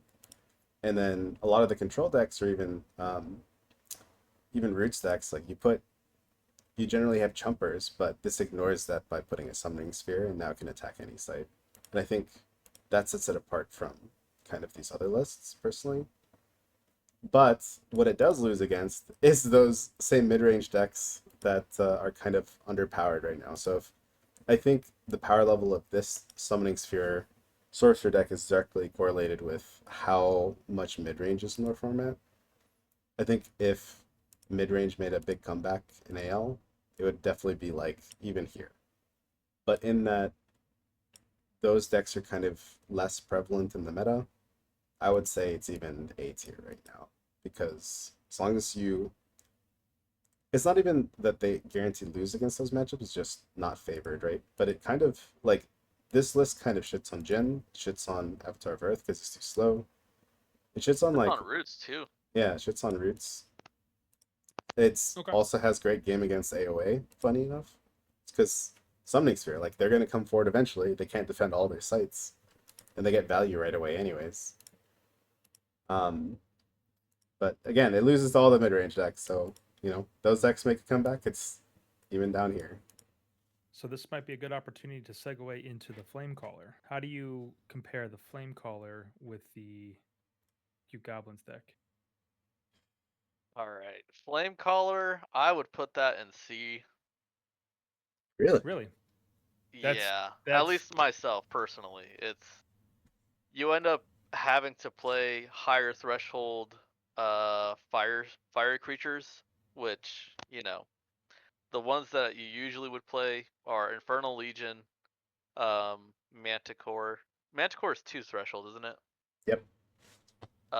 You end up having to play a couple of the other double threshold fire minions that aren't that great. Outback Uh, Striders is awesome. yes, Lava Salamander is also really good. It's yeah, that's oh my goodness. You end up forcing yourself into a specific type of list where it just doesn't do well against a lot of the other ones. Like the creatures themselves, they lose to a lot of the interactions. You're banking on your creatures dying so that your flame caller can get a good line of sight at some point. And even then, like you, it's because you also have to um, use all of them in your cemetery. You have to banish all of your fire threshold minions at the same time from your cemetery. If you could choose like 1 or 2 of them and do like the 3-4 damage that you need at that time, then yeah, definitely great. But as it stands right now, having to use all of them, you're emptying out your cemetery for 1 shot, which ends up being like 6 at a lot of the times, 6 or 7 depending on the game. You have to get line of sight, and your opponent's already going to know what's in your cemetery, so they're not going to be, making it easy for you to do that. Yeah. And you have to play air with it just for the mobility. Yeah, I agree with that. to be able to do it right. So it's clear you have a very different opinion, Broseph. What do you think about Flame Color? I know I think there was two lists that made it into Top Cut this season. I played against one of them. It's an aggro deck. It's fast. I think just it's and it optimize. I think it's optimized very well because you can play those minions, you can let them die, and you still get the benefit from using the Flame Caller's ability. It's a much better Avatar of Fire. It should have been the Avatar of Fire, in my opinion. Um, Imperial Road with the ramp, using deserts. I think deserts are underrated. They can be very useful just to take out when you're playing against a Death Speaker list it's using Apprentice Wizards or Land Surveyors and stuff like that. You can just throw that desert down and take out those kinds of creatures. Um, there's actually been a couple times I've taken out Lord of the Void with uh with a misplaced Lord of the Void with a desert. It can be Nice. funny sometimes. I think it deserves to sit in B tier somewhere. I really do. I don't think it's as low as C. Does it could it use a little bit more support? I think there needs to be more minions in the game that are a little bit more aggressive, that have that higher threshold requirement 2 and 3 specifically. Um, but I like some of the combinations that adds some flavor, like playing Escalion Phoenix and then using Firebolts to give it like 7 power and then swinging for 7. Also, you have access to like infiltrate, so it's got some controllability to it. Um, I think Vesuvius is also underrated too. A well placed Vesuvius can give you a little bit of space and can also be a way to blow up your own minions if you're looking for a way to dish out a lot of damage. Um, since you're splashing air usually in a flame collar list, there's two spells that you're definitely probably playing. You're definitely probably playing Blink so that you can position yourself in a spot that allows you to have that line of sight and be able to do that damage. And sometimes you might also be playing grapple shot. Um, you know, to to to get the final hit in, or you're lucky enough to get Jihad down, and then you're playing. One of my favorite red cards is Infernal Legion. I always want to get that card to work. It's a huge threat once it's on the board. Um, Being able to throw it down and then it deals 3 damage to a ton of adjacent minions. Yeah, turns It's out very five. power. Turns out playing 5 minor explosions every turn is pretty good. Yeah. Yeah. So I mean, if you can have an aggressive start, if you can have Jihad out, even throwing a couple Violimps, you got Kobolds, just getting in their face as quick as possible. It has the opportunity, I think, to compete with um a lot of the mid-range decks. I would disagree with you there, sir. Okay. What Just about you, Mod? because. Oh, sorry. Go ahead. All Go right, ahead, all Camp. right. Just the one thing. It loses to pretty much every sorcerer list Yeah. because it doesn't have the card draw. It's playing fire mostly, which struggles with card draw. It, I mean, unless you're playing Pact with the Devil. Um, but yeah, Pact with the Devil doesn't get a benefit from the Flame Caller. It loses to every at least when I say lose, I mean it has an unfavorable matchup. It has an unfavorable matchup to every other draw intensive avatar, be it sorcerer, um, geomancer, and seer. Just because it has that card advantage, and those guys they do it better. I feel. Okay. I see Flame Speaker as a mid-range deck. I think mid-range decks are a little weak right now, simply because, well, the boogeymen are really good against those decks. Um, the difference between the cute or goblins deck and the flame speaker is that one's an aggro deck that enacts the summoning sphere game plan reliably, and the other one has, I think, the best start that flame speaker has is jihad, and that's what the goblins does like every time, and that's why I think it's so I rate it so highly. um the fact that it relies on like these 6 drops, because I do agree Infernal Legion's very good, makes it a mid-range deck just wholeheartedly because they have to run those like high pips to make this deck work. The aggro version of this list I think is just worse than Sorcerer. But I actually think it's okay. I don't think it's like C tier personally. I think it's definitely I not would as put good it at the as top of. I would put it at the. I'd put it below Entangle Mage myself. you'd put it here. Yeah, right there. Yeah, I think as mid-range decks come up again in value once I think this boogeyman is gone, I would probably rate it higher. But as the landscape is right now, I don't think it's. I think all mid-range decks are basically bad right now. Not to say they couldn't win. It's just they're not favored. And this is one of the weaker ones. Hmm. I would say as a compromise top of C then. Um, I would put it bottom of B personally, but I could see it being here.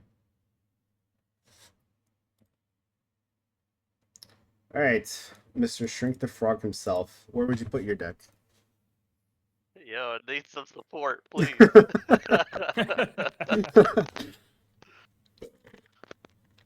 uh, Brosif, why don't you start? You played the deck. I'm biased. So I actually play the 1.0 version of this deck to this Yep. day. And basically, the difference between the deck that I'm playing right now versus the one that Count's playing is that Count's, well, I'm assuming he's still playing with Headless Haunts and with mixes. Hmm. And maybe Kythera. Do you have Kythera thrown in there with No, the no Howling Kythera. Princess? Okay. No So lightning bolts and stuff. yeah, I love so the deck plays with air and water. And I think one of the strongest points about this deck is the thing with Battle Mage is the Battle Mage has to get, in the face of your opponent. It has to deal with minions head on. It has to deal with that avatar head on. And some of the best spells that it utilizes is Polymorph and Shrink. So if you're playing a very control-like deck that's using, Gnome Hollows, one of the cool things that you can do is you can shrink your own avatar and sneak your way into the Gnome Hollows, and then you can just kind of go to town on that Gnome Hollows or move around it.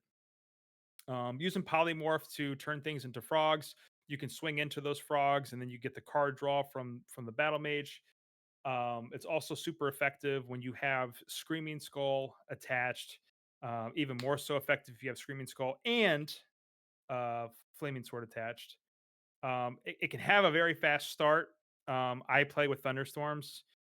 Basically, by turn 3, or hopefully, yeah, by turn 3, you're casting Thunderstorm on the side of your opponent, on their side, getting that 3 damage. Hopefully, 3, 6, 9, whatever. Sometimes you'll be lucky enough to double up on that. It's a deck that can have pressure before you're even in the face of your opponent. I played it at the Courtesan Cup. I went 6. No, I went. I have 5 and 2. I went. I went. There were 7 matches. I went 5-2.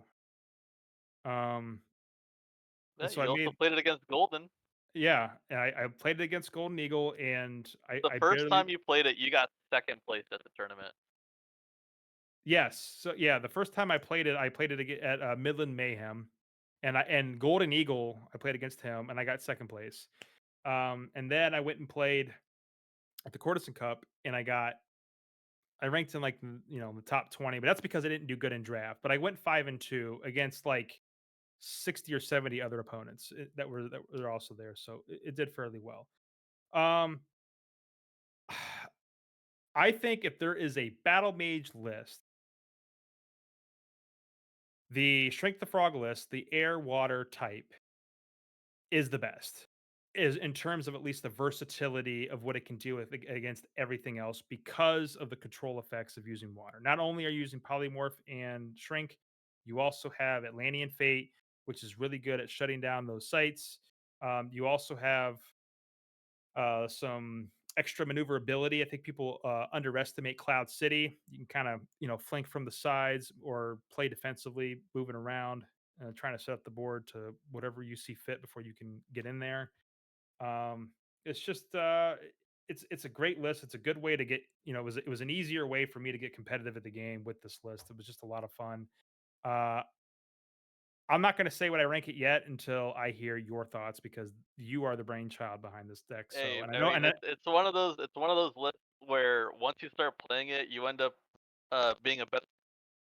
I yes, feel. yes, you when you play this deck, you end up being a better player, and that certainly helped me be a better player in this game. All right, But how do Mod. you feel Go about ahead. your own deck? I'll be last. You go last. Okay. Well, as Cool. someone who's generally on the opposing side, I think I think it probably utilizes like blue cards the best. Um, in that I think Shrink in particular is very strong with the Battle Mage game plan in that, obviously you're going to draw a card. Not only you remove something, you draw a card.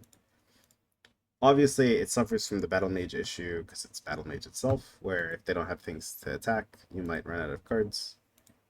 Um, I think this deck literally shits on all of these decks here, and I think it shits on Geomancer in general. But the thing about saying that is, what did I just point out? I pointed out that it beats up all these mid-range decks, right? Um, and the issue with that is like I think mid-range is not very good right now. I think again all these decks can win tournaments. Depends on the field, depends on the player. But I think generally I would value Shrink the Frog relative to how much I expect everything in B tier and Geomancer in general. The more I see those, I would say the better it is. Because the general game plan does beat up on those big Earth minions. Like you don't care. Like yeah, it might hurt, but like an early, um, again as someone who plays against that, played against it a bunch. The early air aura, whatever that's called, thunderstorm hurts a bunch.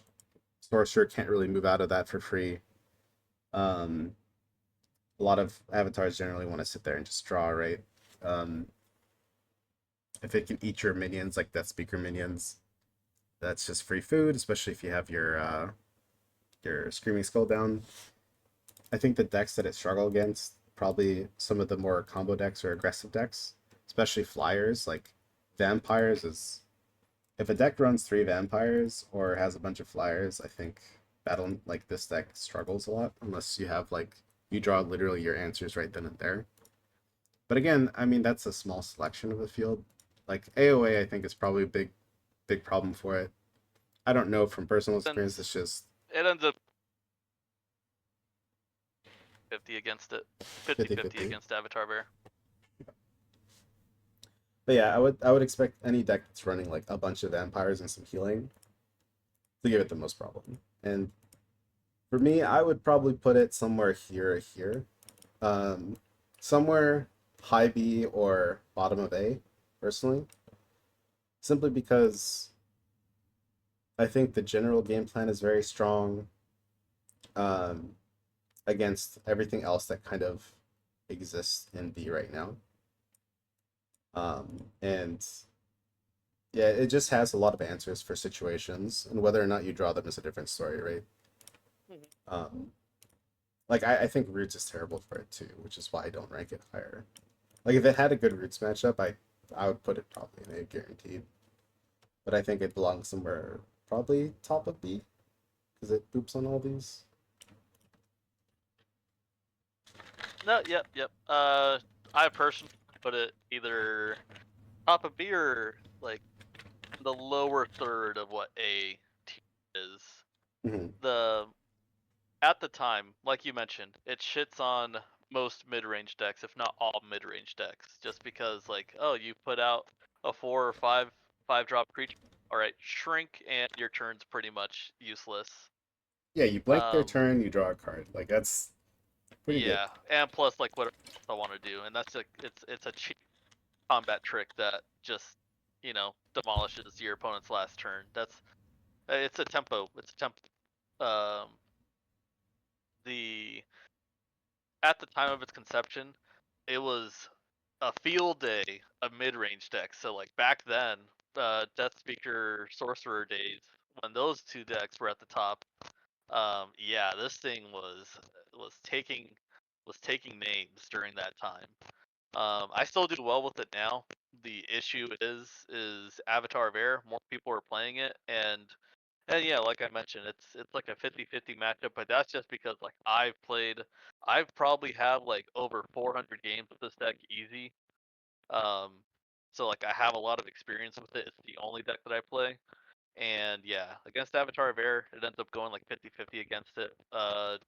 It ends up being a matter of what sites they get and what sites I get. If I get a Cloud City, then the matchup is a lot easier. But if they get double Free City, I am Yeah, I am that's wrecked. yeah. You I just hit already three every know. I turn. already know I'm gonna be like more often than not gonna lose this matchup. I don't care too much about bottomless pit just because of Yeah, the amount of airborne units that are in the deck. I prefer that they play bottomless pit. That's easy. yeah. You just attack into it, and the dudes are too small for them to like reasonably block. Right? You just draw a card. Yep, yep. I think this is also a deck that really utilizes Ruler of Thule well and Highland Falconer. There was a match that I won decisively at Midland Mayhem where I was able to play Highland Falconer, get the Palabre Bats online, and then a turn or two later, I got Ruler of Thule down, and then I'm swinging in their backfield for like 8 or 9 damage.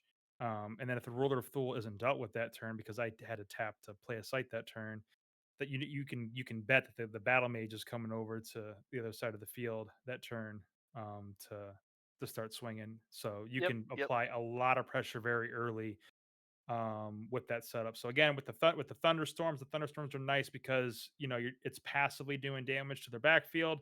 The phase assassins are also in the deck too, just being able to get in there for a free 3 damage. You don't really care what happens to it after that most of the time because your opponent needs to deal with it. But Ruler of Thule does a fantastic job at bolstering up the power of the battle mage itself and those smaller minions. Yeah. Oh, that's one Yeah. thing I think I want to bring up too about the deck. One of the reasons I would not put it in A. I think it kind of defeats itself sometimes in that there's some matchups where I feel like you're almost forced to go a little more aggro, and when you do that, you might like if you don't draw your water site, like specifically floodplain, like you could just lose, which feels bad, but um, Oh, yep. There's been a good amount of games where not getting the second water site and yeah, only having water spells in hand really sucks. yeah, And yeah, I mean the deck runs two polymorphs and the Atlantean Fate and the Ruler. Those are the four double water threshold spells.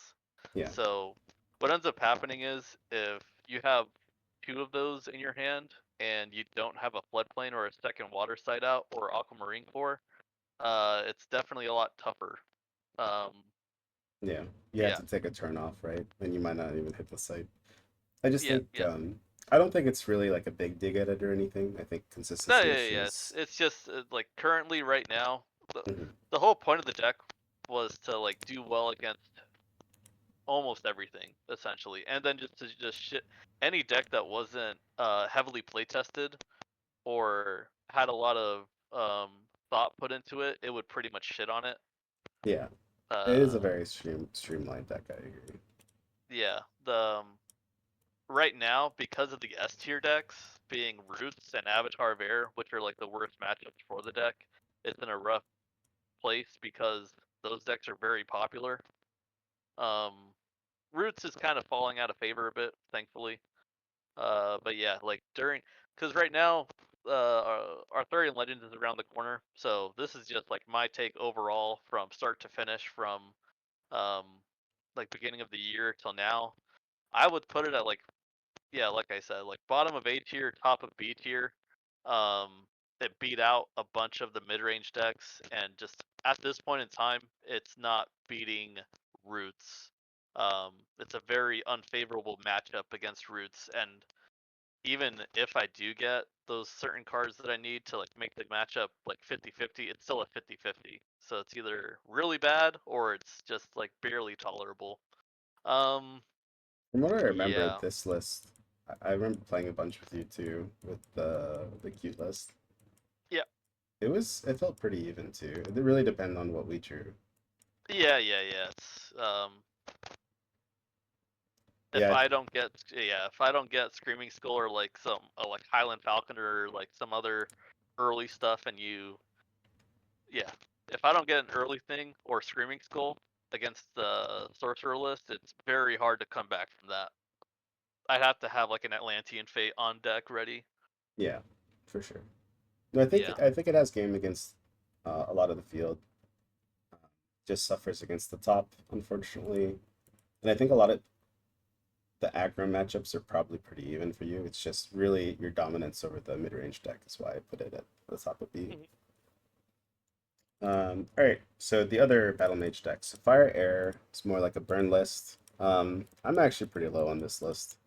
I think it loses to Yeah. like everything here. That said, it kind of shits on decks you're even against, which is kind of funny. Mhm. This deck, it ended up winning. I mean, granted, there were two players that were playing some form of fire air list, and it was super aggressive when I was in West Virginia. Um, Again, it really depends on what's being played there. My buddy was playing Avatar of Air. I was playing Grapple Island. That deck was just so fast. Lots of minor explosions. They were running Poison Novas, multiple copies of Poison Novas, which was a bit of a shock. It's just one of those lists that can kind of go either way. I don't think it's that strong. I think it's probably C tier. I just think we got really unlucky when we were playing against it. But I like cards like Spin Attack. Like I think Spin Attack could be really good if it costs two instead of three, but obviously that's not the reality. But it's nice being able to like just use that for Battle Mage. I think it's the only deck list where Spin Attack makes sense. Yeah, Um, since you're up close, Minor Explosion feels really good. If you are playing against a mid-range deck and you feel overwhelmed, Poison Nova, believe it or not, ended up being a good choice for the deck, despite costing five. Um, and when dealing with bigger minions, they were running Sirocco Scorpions and Pit Vipers, and that was killing my Leviathans, which was really frustrating. But there was nothing I could have done. So because lethal is lethal, and it's gonna kill anything. So um, I do think also this is a running. bad matchup for the Grapple Island deck. Funny enough. Yeah, and another thing too, they were running a ton of Spectral Stalkers, which I know Count probably doesn't like Spectral Stalkers a whole lot in his Shrink the Frog deck, because it can feel a little bit unreliable. But every matchup that I played and saw, they had Spectral Stalkers. They would play a tower turn one, and Spectral Stalker would be sitting there. So Yeah, I mean, if you it guaranteed was it, it's annoying, especially when you're playing control decks, to be able to deal with something like that, because Spectral Stalker can also come into sites that are like Gnome Hollows. Like I yeah. wasn't playing Gnome Hollows, but it can enter those sites and just sit there and do damage. Kudos to the players that played with them. It was a tough match for all of us. They did very well. Maybe in the current meta, it's probably not ranked that high, but I it's at least warning something to talk about, considering that it just recently won. So I think the stock of this goes up with how much, like, if Control makes a comeback and some of the higher end mid range decks for sure. So, like, I'm talking about stuff that runs like 5, 6 meta stuff. But, yeah, I mean, Sorcery just doesn't give a shit if you kill its minions. And Yeah. It's I would say AoE probably too fast, probably could not recover from that sort of aggression. Even the Spirits Sorcerer list probably too fast for it. I mean, it be like we were doing best 2 out of 3 matches at the tournament too, mind you. So Uh-huh. But is they, you know, the Avatar of Air deck did get beat twice by the deck.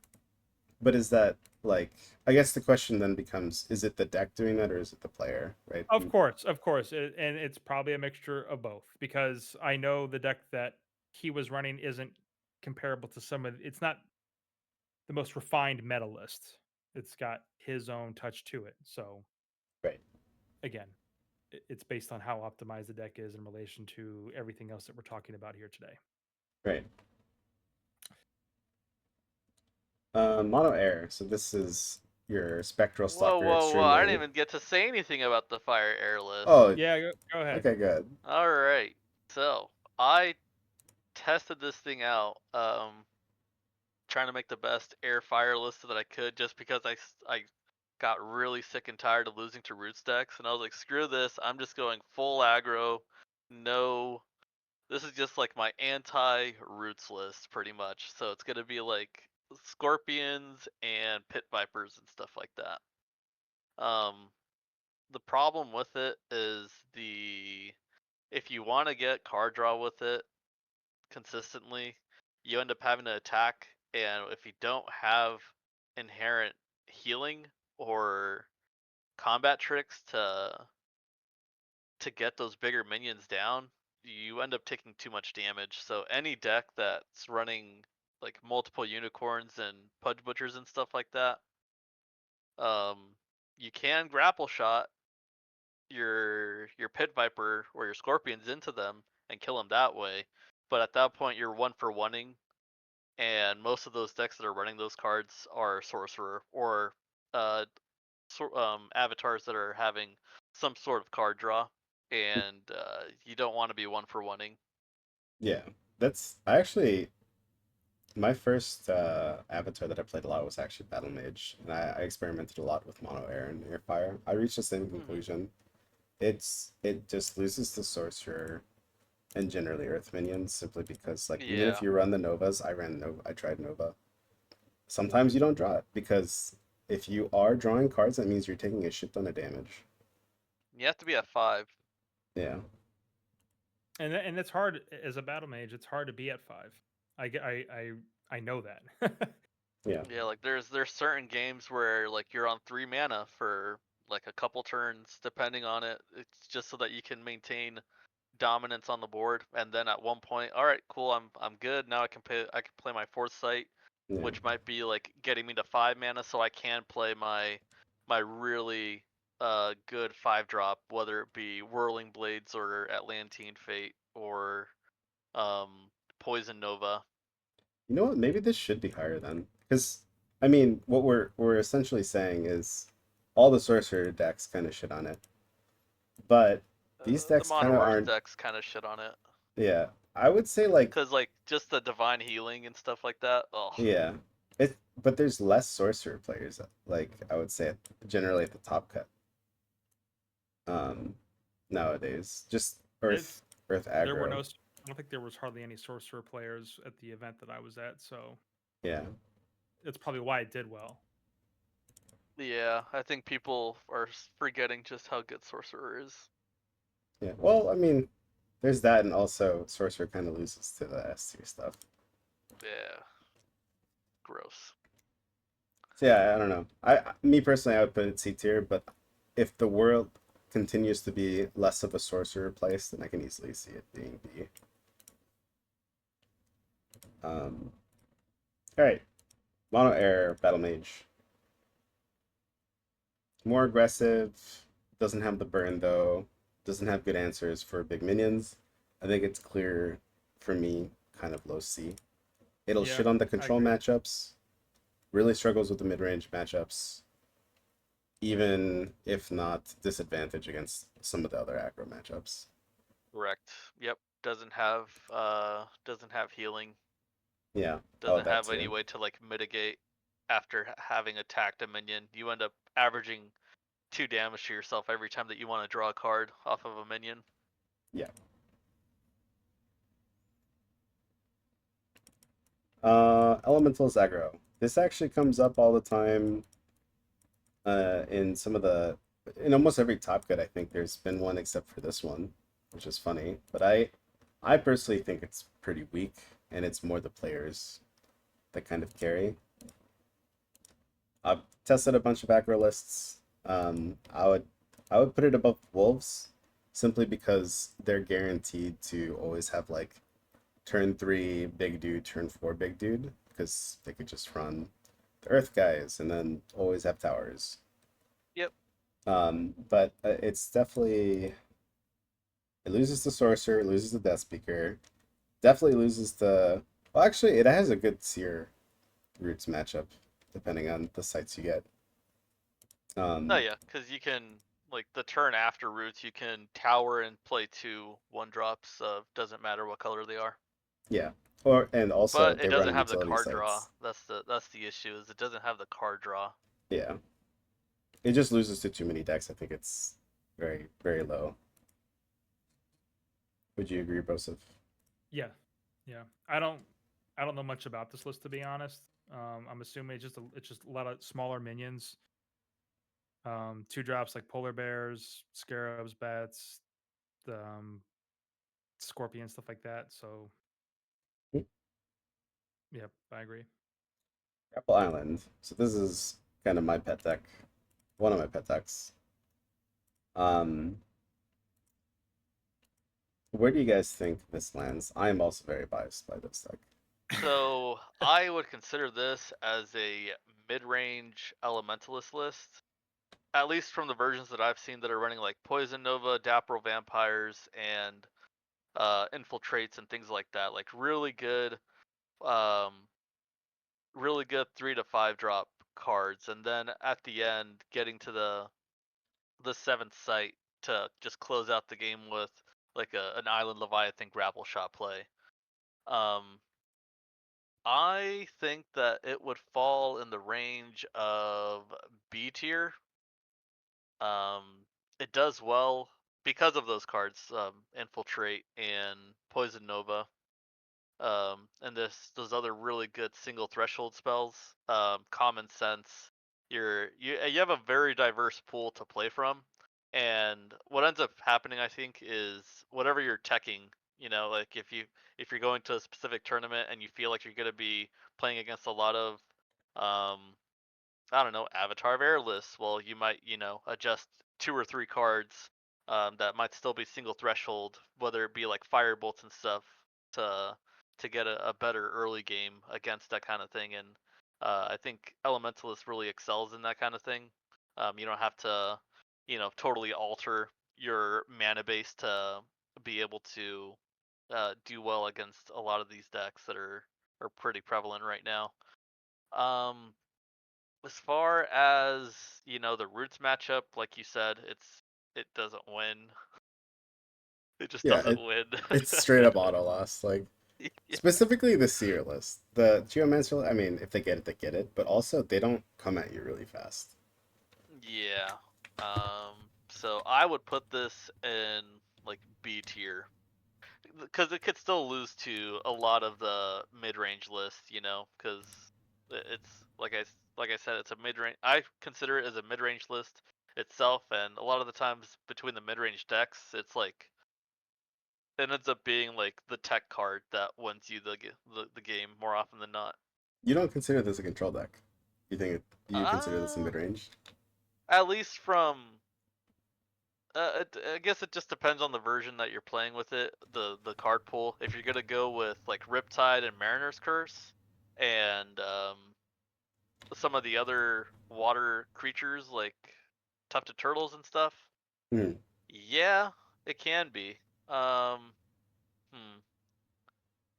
I might just be thinking of the Pathfinder list as well that is running like Infiltrate, like some of the single threshold uh spells and stuff. Actually, let me think about this. I can kind of see where you get a mid range vibe from this deck because none of the sites are controlly at all. You're just playing a ton of water sites. You have Crossroads that isn't, water, but that allows you to fetch the Island Leviathan. Um, you're basically just trying to hold on for dear life until you get to turn 6 or 7 until you can deploy Leviathan. It always feels really good when you're holding a Poison Nova in your starting hand because you know whatever sort of aggression that's going to come your way, you're going to be able to deal with it. Having 3 Dapper Vampires in this deck has felt a lot better because I'm usually able to get one in a match, and that allows me to get some heals in. Um, Yeah, and just like from running water in general, yeah, and this is what makes like the list that I run. really good sometimes is that you don't get buried when you put your big minion out there.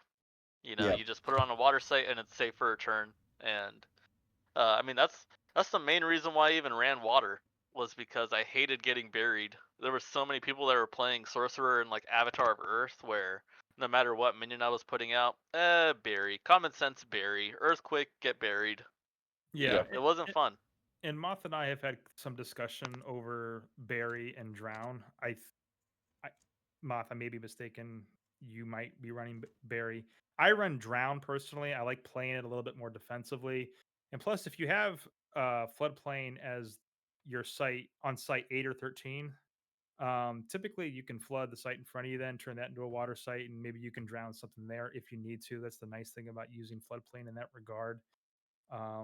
Boil, I think, is just, we don't run a whole lot of fire spells in the deck because, I mean, we really only count on Cordis and Thias in case we need to lock down the match after we get our opponent to death's door. You run the Um, boil version, right? That's a single threshold. Of course. no, I mean, hey, you no, play with the printed card. unfortunately not. But I can't tell you how many times that has won me matches. So having Cordis and Thias in a deck like this really feels like an auto include. So when you're looking at it, because the goal is right with Grapple Island is you summon the Leviathan, you grapple the Avatar for 8, and then you swing for 8, right? So you're really only missing 4 damage. So you're hoping that 4 damage comes from a single hit with the Dapple Vampire, or maybe you get a couple hits in With the turtles. with the turtles. Now, Moth, I don't know how much you want me to talk about your deck, considering that you're still in the league. Um, I've tried other versions of this deck. When Moth first introduced me to this deck, I did, I'm always trying to make things. I'm always trying to, like, turn things into my own and take ownership. So I tried playing this deck with more earth spells like Pudge Butcher and Phalanx and Boss Trolls and um uh unicorns, and it wasn't bad. I also use cards like Wind Blast, which I know doesn't see a whole lot of play, but it's a really interesting card because it kind of gives you a little bit of mobility Hmm. to shift some of those minions around, and they can hit really hard. You're trolling Um, if you play Wind Blast. it's Moving there was people, dude, moving I'm avatars joking. is I'm actually joking. I'm huge. joking. Yeah, People it's don't expect it. It has that nobody. surprise factor. It's got a huge surprise factor, and there's a couple matches that it it was very beneficial to play that card. It sucks that you can't tutor for it because it is an exceptional. Mm. And it doesn't feel really good to run 3 in the deck, so you're typically running you want about 2 in the deck. Um, I think what was really missing from the deck, though, to be honest with you, was that Cordis and Thias. The fact, because I didn't want to have um the way my sights were lined, I just didn't want to, have that extra fire. So I was only focused on just earth, water, and air spells in the deck. There was no fire at all. And playing the other list, it felt so good to just close down those matches with the Cordis and Thias Yeah. after you end the game. Um, I think that this deck probably ranks in B. Um, Probably somewhere towards the top. It really depends on, I think, the matchup. I think is also influenced whether or not you're going first or second. I agree with Um, that. the We talked about the Mariners curses. The Mariners curses are a staple in this game, although it doesn't feel good sometimes when you have multiple of them in your hand, or if you don't see them at all. It's kind of like you want to have just one and then hope you don't draw the other two at all for the rest of the match, because usually the Mariners curse, it's just going to be around, and very rarely do I ever have it dispelled. Yeah. Um, and Me personally, in I my like having two, but I'll talk yeah about that later. in my deck, um, I was running Highland Clansman. That was one of the ways I try to kind of differentiate myself. And I love having Highland Clansman because the goal is to get to 7 mana because you're hoping that you have a floodplain somewhere to flood that eighth site, or you have an Aquamarine core out. Um, and the Clansman is always a surprise for people because one, you can common sense for it. Um, but and so if you have the Peace Stone out, so you know pay 1 for the common sense, then you pay 1 for, or you pay 6 for the Clansman to cast it. It takes a lot of people by surprise. And as we've talked about covering that 4 damage gap, you get that 5 damage in on a site that is just not being covered, or be able to Right. hit the avatar directly. I think takes a lot of people by surprise. Plus, you can also grapple shot. It does a lot of damage too. So I like the Highland Clansman. I haven't had any issues with it. I barely ever draw into it. There's only a single copy in the deck. It works. Yeah, I could see that for sure. Um, so my thoughts on it, I think it probably belongs in B tier as well. It simply does not have the same qualities that S tier has, or some of the eight. Well, I could see it being A tier in AL, but if we're talking strictly beta, because they've released some stupid water stuff. Like, I don't know what they're thinking with some of their stuff. Were you Like, mesmerized? dude, the water sites too. Did you see that? We got Quagmire in water. Wait, what? There's a Quagmire in water now that instead Where of did you see this? in Yeah, the it's so Let's talk. Let's talk offline. Let's talk yeah, offline. yeah. Anyways, so I think as far as beta is concerned, I think the biggest enemy of this deck is itself. It's I think it's probably the hardest deck in this game to play, personally. That's why I like it so much. Because like one small decision in either playing your site in a shitty spot or like 10 turns from now that's gonna kill you. That's true for every deck, but even more so this because you're playing so many sites. Um, it And you're just playing around the island boys. yeah. Um, Sometimes you just don't draw it, and I think a lot of the times those are the games you lose. Um, I think because of consistency issues, uh, I would probably put it at B instead of A. I actually think it's very like looking at the current decks, it beats these pretty easily. It beats these, not the fire air, that loses pretty bad, actually. Um, I think it beats all the Earth mid range decks. Like I actually think those are the decks this deck Yeah. plays on. Yep. Earth mid range it does well against. Yeah, so like Jin is actually unfavored. Um, but from everything else in this list, I actually in the B area, I think and I think the Shrink the Frog matchup is at least personally, I like being on my side of the field just because I don't feed you much like draw, and I have No, yeah. The cards that you have inherently do well with the tufted turtles. I think you also run tadpole pool as yeah. well. Where if I don't get Screaming Skull or a couple other cards, then I already know it's not going to go well. Like if you put out 2 tufted turtles early, then I'm like, yeah, I don't think I'm winning this. But And you can common sense for it. yeah, I think because of the difficulty and because some consistency sees issues, I'd probably put it behind Shrink the Frog personally. But um, and because of some of the matchups that are kind of hard for it, so like Roots is an auto loss. Jin is also really tough. Thankfully, a lot less people are playing like that strictly Jin list. Um, but yeah, it just blanks. The strengths of the deck is that it blanks all berries. Like you don't need to worry basically anything dying. Most lists don't have enough stuff to even burn vampire straight up, and if they do, it's Yeah. usually like just a couple things. Um, I think a big highlight of this deck is the fact that it runs mostly water sites, and some of the greatest interactions that I've had in this game are due to cards like Undertow. yeah, Undertow, just the fact that you can play Mariner's Curse, tap your Elementalist, play an Undertow, force a minion to go and just die. I mean, you're not casting any mana to play any sort of spell to do that. You're just playing a site, and because it's all connected to one body of water, you're able to kill minions just by casting sites. I No, mean, yeah, that's it has that has that skill with the Avatar of Air has that kind of like pseudo movement. Yeah. Yeah. Um, I've done crazy things like forcing, riptiding, If Undertow was ordinary, oof. Yeah. you know,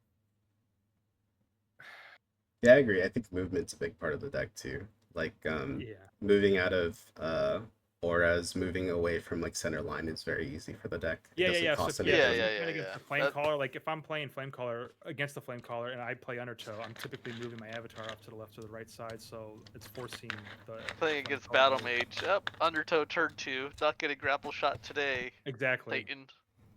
Yeah. But yeah, I would probably put it here. I think we're in agreement. Somewhere in B, I think it's above the other stuff. I think it's kind of Yeah, it's a- just because like once you do have an Island Leviathan, it's like one of those inevitability type of things. If your opponent doesn't have some way to like turn it off yeah. um or just like outright destroy all of your sites prior to turn 7 or turn 6 reliably, then yeah, it's one of those like inevitable things where you have a really big minion on your board, it can already attack, and you have the really good single threshold spells that I mean just grapple shot primarily. You can common sense for grapple shot and play grapple shot that same turn while still doing 16 damage. It's really good. Right. Enchantress Control. Kind of fallen out of favor. I think it had a lot of great matchups that are kind of no longer being played. Kind of the story of B tier, like a lot of the low end of B tier, kind of less played nowadays, just because they lose Yeah, to the top it's stuff. sad. Sad. And this It's thing, it's eight, it's middle of C tier. I think it might rank above Spark Mage, but behind Geomancer maybe. It's really because there's so many people playing Earth now, and you're playing against people that are playing Common Sense and Dispels. yeah, And all like one Dispel isn't going to like wreck your day. Like you could still do well because I mean your whole deck is auras and stuff. So, but I mean if you're playing against someone who's seasoned and knows how to play against Enchantress, they're gonna wait until you have at least 2 auras out, and then they're just gonna take over the board that way. yeah. I also think it just straight up loses to anything that has high mobility. So we're talking like this sorcerer list, Avatar of Air, even the spirits list. Like you can't defend all your sites, and your wildfire can only go to so many places. So if they displace Mhm. their fast creatures into spots where wildfire can't get to efficiently, it's like it's very tough for them. Yeah, like the only way that you could win against those really aggressive matchups is if like they dump their hand out by turn 3, and then they're top decking, and then you just wildfire and kill all of their minions in one go. Yeah, it's also another deck that just auto loses to Seer. You pretty much have to like 3 for 1, well, Yeah, 3 for 1 or 4 for 1 to do okay. yeah. What do you guys think of Enchantress mid range? Oh, sorry, Broseph. Do you have a thought on that No, choice? no. You guys hit all the points on Enchantress. It's one of those decks I'd love to learn. I think it's going to be one of those in the future. It's going to be one of those decks. I think it's going to be kind of like how Grapple Island is, where it's going to be difficult to play, but feel very rewarding. I mean, how would you differentiate Enchantress midrange versus Enchantress control? Yeah, What are the that's main differences? So the way I see Enchantress mid range, so this is the control is more like your blue red. I'm going to try to 2, 3 for 1 you with Wildfire and Major Explosion. The mid range deck is kind of a pseudo Spirits Fire Air deck, where it has burn, but that's not its primary way or function to kind of win. It just relies more on like the creatures and beatdown from Yeah, it's like some an of air this. water list, right? Yeah, Yeah. well, air, fire, air, water. I've seen those two. Yeah, is this what was Zalem was running late in like season 3 or 4 or that one? I don't remember. I Okay, believe he was running 3 color, maybe. Yeah, he was running 300 control. He really favors the control list. Yeah, okay. yeah, he was running air, fire, Fire, water. water. Yeah, the mid range deck I'm thinking of has like spirits in it Okay. because like some of their game plan is like you know animate the minions, swing with the what's it called, evil I think presence, just and by head, then yeah, yeah. I think just by having those headless haunts in the deck just makes the deck that much better because headless haunts are powerful, and yeah, if you're able to get Kythera out, and then you have those evil presence where you're doing quick damage, and also what is it? A Phantasmal Shade. Phantasmal Shade always seems to be a pretty good card. If you're able to get that free damage in, so I think it's probably better than Control, but it's still in C tier. yeah, I agree. Probably above Entangled Mage, um, but before Fire Air Battle Mage. So just yeah, somewhere in there is fine. I think so too. I think this is the natural spot for it. Maybe above this. I don't know. I think the deck's actually like some matchups it's kind of impressive actually, but I don't think I, Flame Speaker is worse. now we got the Pathfinders. Yeah. Wait, just I want to say one quick story about an Enchantress game that I played where I got 20 to 0'd in one turn. Oh yeah. It was I forget if it was Abundance or Atlantean Fate, but then they double critical striked. Okay. Yeah, I was like, oh, that's a thing, huh? Well, damn. That's also run two in Fire and Air, and it's what I dealt with in Yeah. West Virginia. Critical Strike. That's also an overlooked red card in my Yeah, it's opinion. it's But one of those surprise factor cards. yeah, People aren't. Yeah, but you I get people digress. with those. Yeah. All right, Pathfinder. Let's. Oh. I think control we to me I think it's probably the worst control deck just because of how unreliable like your sites are so Yeah. important in a control deck and not being able to place them where you want is rough. Especially because like now your opponent can attack anywhere, which is also another problem with Pathfinder. I think It's it needs support. consistently inconsistent in the bad way. Yeah. I personally think it needs support for It needs control support. specifically. It just needs support in sights. Yeah, It needs that good too. sights. If you end up having to play fire, you don't got good sights with fire. Besides Vesuvius and River of Flame. And yeah, Vesuvius requires the third threshold, which is hard sometimes to get.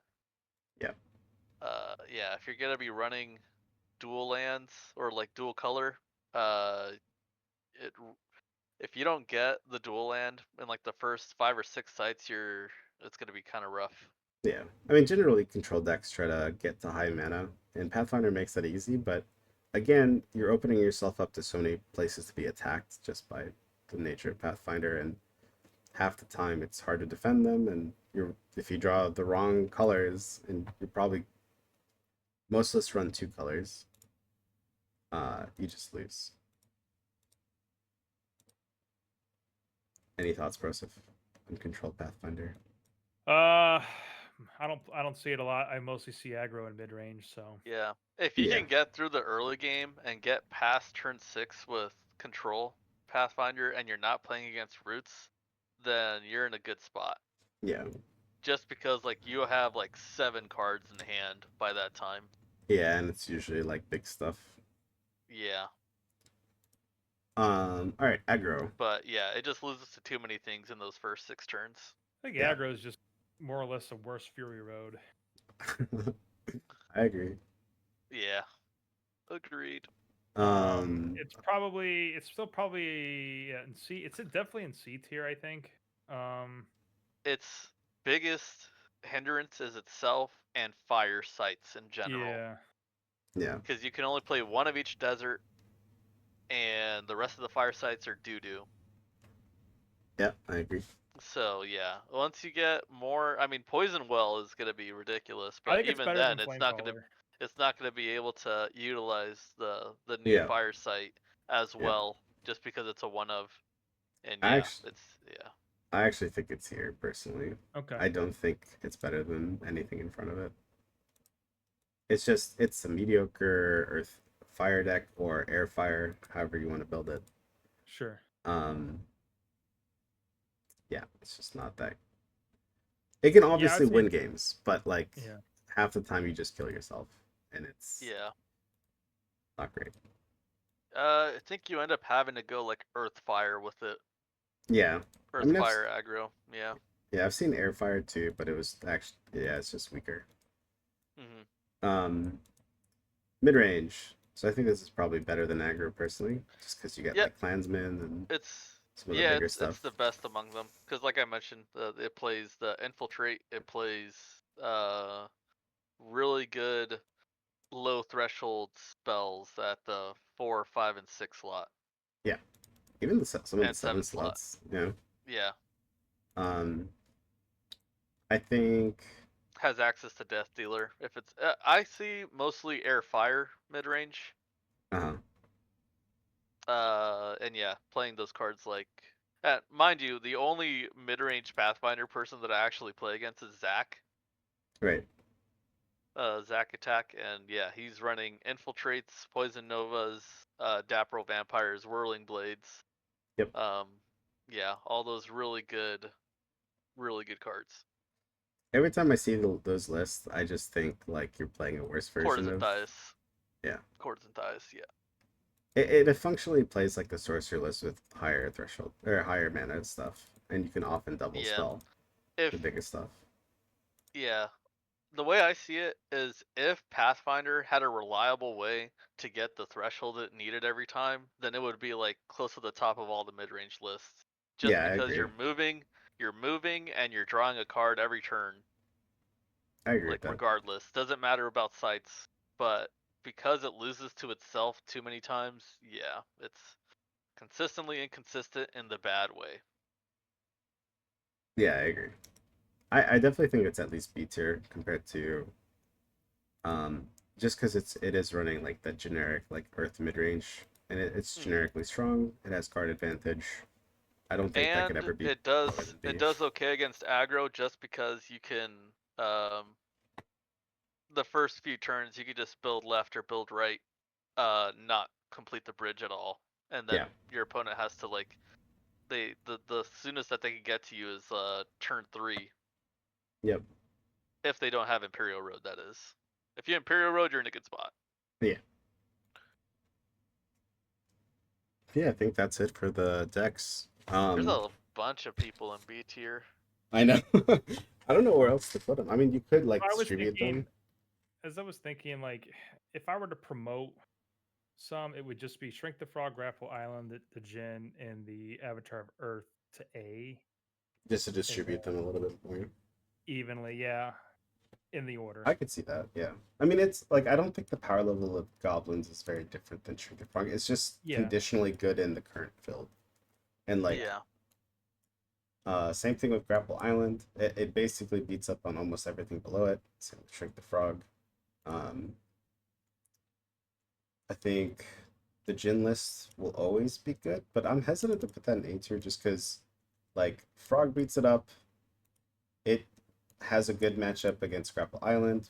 Goblins beats it up. Spirits beats it up. Roots beats it up. AoA that's beats it why it's up. in the back. Yeah, And even Avatar of Earth can beat it up. yeah. So yeah, Some mid range lists can beat it up. yeah. I would say, me personally, I would put it top of B. Okay, Um, this looks good. I like it. Hmm. let's see. Is there anything else out of place?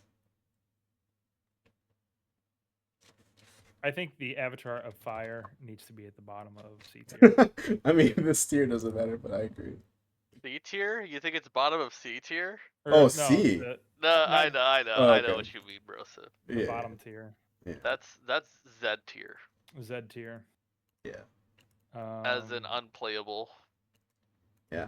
I do think this isn't unplayable, I was just but about to say I don't think it is. It should be either, but looking okay. at like even at what's in C, I think wolves would beat the shit out of this deck too. It's like I don't know.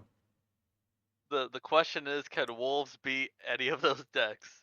Like at an 80% win rate or something. Yeah. Mhm. Uh, hmm. I do think Avatar of Water is like very unique ability, and if it ever gets something that utilizes its free teleport, You know, I think what ended up happening with Avatar of Water is people were just so turned off with water in general that not many people decided to, try it. brew a dual list with water, with Avatar of Water, that is. Hmm. Like they were just trying to really play around her ability, um, where you can teleport and stuff. Hmm. I don't know. I think if more people tried, it might have been in the scene. I It just might have had a realized we're chance. we're missing We are Wave missing. Shaper Yeah. Uh, because we don't see it. yep. There it is. Oh God, that's a I don't. draft. That's a draft avatar. it it's Uh, better than Avatar Fire. Yeah, that's true. all right. The only list that I ever see Wave Shaper in is like a mid-range list. Yeah, it's a bad. It's just I think it's an aggro avatar because it you effectively can shut down some creatures with its sap ability. I think it's kind of a terrible mid-range avatar.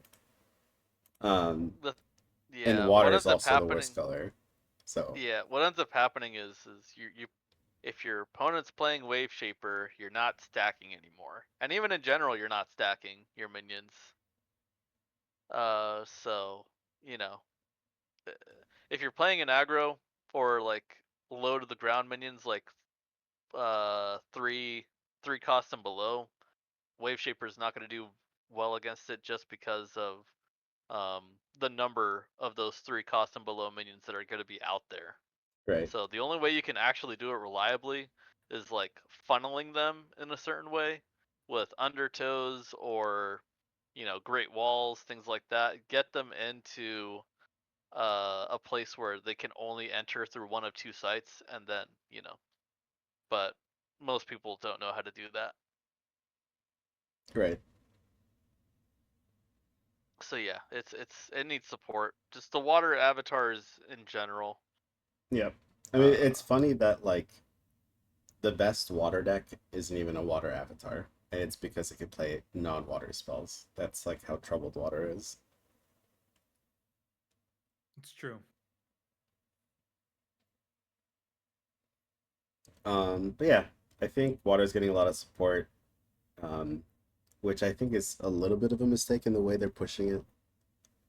I think this Well, we haven't list, seen the full I set yet. mean, flip the script. If water was great and you needed Earth to get some good stuff, giving Earth a Quagmire. Earth well, has way too many good sites. Water that's needs true. some help. Water and fire need help with good sites.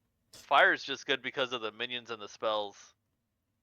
Yeah, Water is just bad because the minions and the majority of the minions, the spells, and the sites don't do enough. yeah, I agree with that.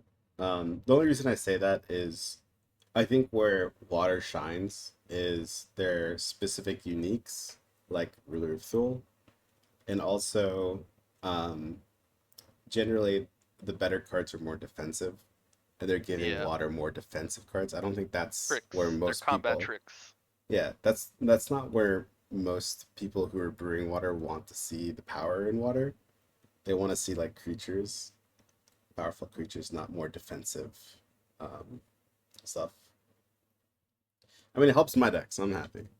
Listen, But what we needed was a Screaming Skull Yokai Kappa's list that's doing shrinks and polymorphs. If Yokai Kappa's was a spellcaster, instant instant S tier. But no, it's terrible. It's the worst elite. yeah.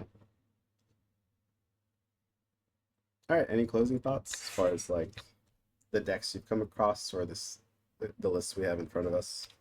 Think Yeah, anything? I mean it was overall like I mentioned before, I only played the one list, and having played against each of these decks multiple times, it's pretty fun, actually getting the insight of some of the other players, you two, that play an ensemble of lists that have like been cycling through what what flavor you want to be trying out, and like us having like similar thoughts on it.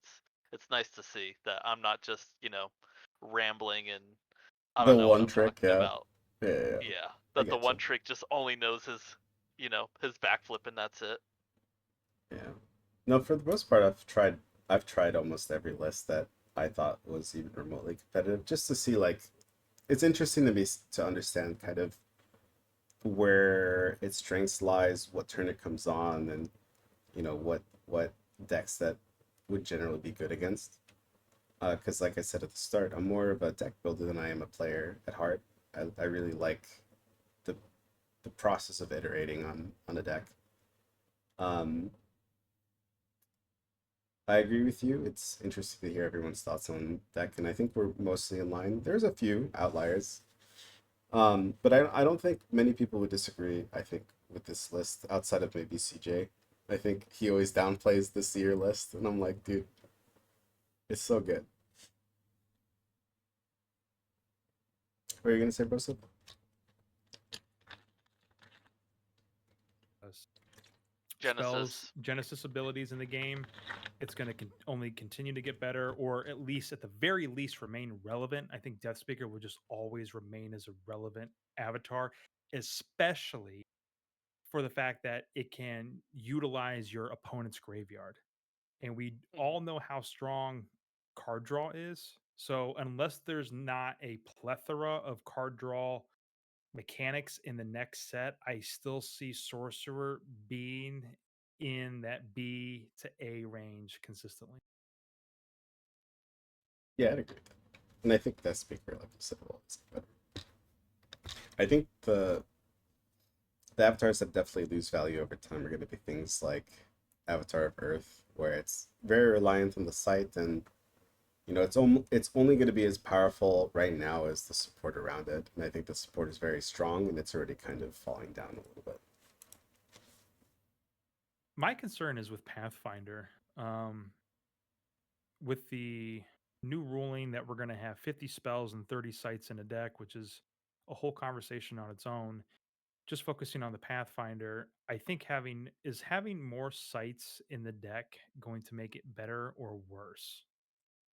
So I think, Yeah. I mean, my whole thing with the 50-30 right now, because of the community events themselves where it's community ran, it's not like sorcery isn't going to give you dust if the constructed event wasn't a 50-30.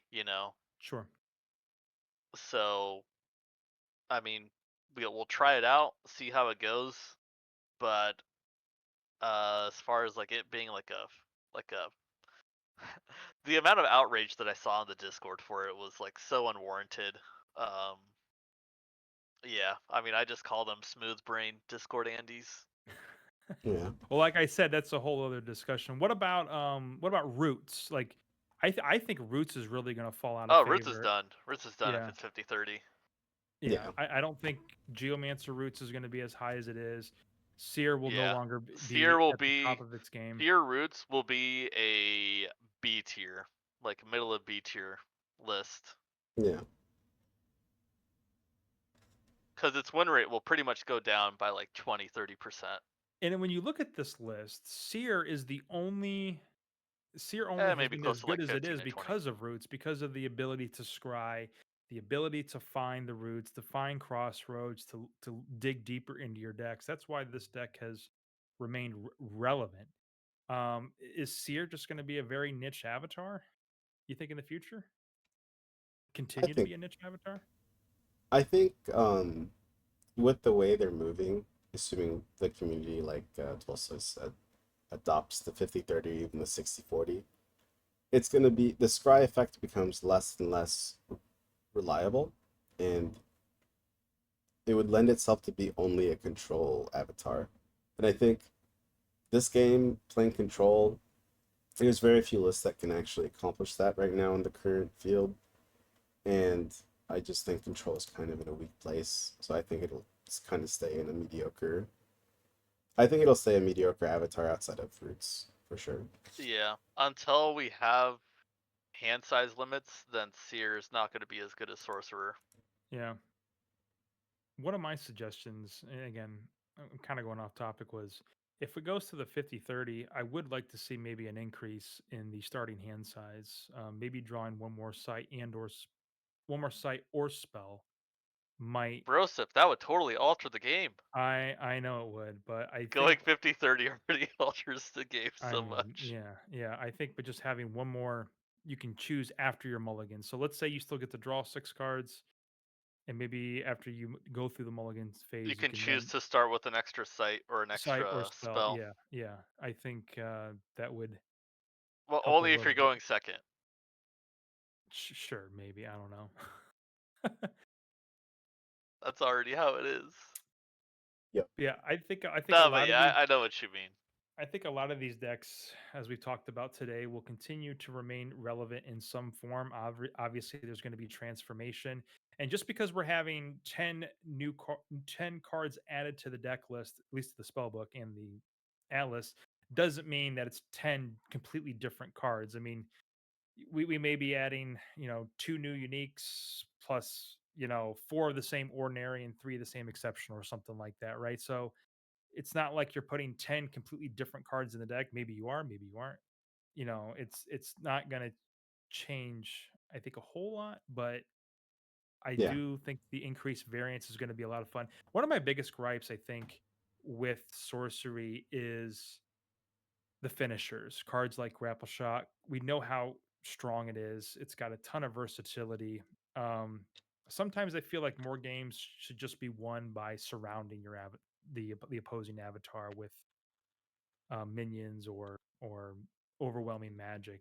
Not so much of asking my opponent after I'm already at death's door, do you have it? Do you have it? Do you have the common sense? Do you have the grapple shot? Because in some of these deck lists, for it to be as optimal as they are, they have 4 common senses in their deck, and then they have 4 grapple shots. Right there, that is, what is it? 10% of your deck is just focused on to grabbing those cards, or Oh, is it it's at least currently 20? it's 20%. 20%, Yeah. sorry, 20% math. I mean, that's crazy, and then you can also count lightning bolt in that equation too, because that's also a useful finisher. Any deck that's running air probably has at least one. Um, so Yeah. we'll see. Yep. Yeah. Yep. I just I mean, going into AL, Arthurian Legends right now, at least based off of the water cards that we have seen, I could see Avatar of Water and Wave Shaper going up a tier or two. even to be even. Yeah. And with enough support and like just a whole new meta shift, yeah, I mean we might even see some A or S tiers. Avatar of Water might be the next S tier avatar or an S tier deck.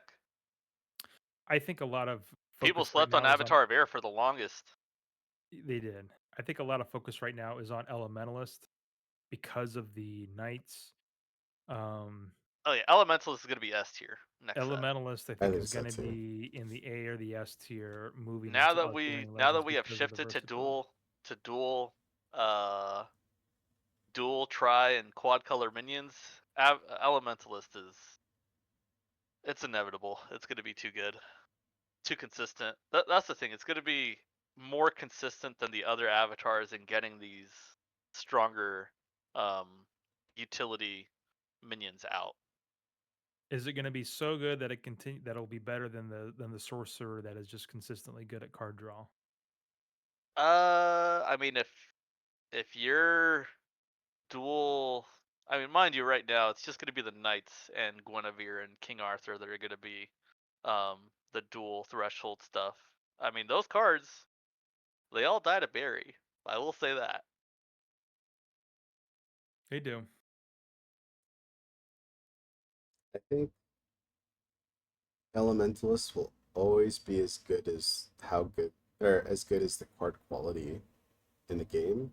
And I think at some point there's gonna be enough like dual cost spells or high threshold spells that are very strong that outweigh the benefit of drawing a card. So something like, if you look at Magic as an example, like obviously there's so much more sets out, but if you took a card from today's set and played against someone who played in, I don't know, 1999, and said, you can draw 30 cards. I'm going to play with my only 7 cards in my hand throughout the whole game.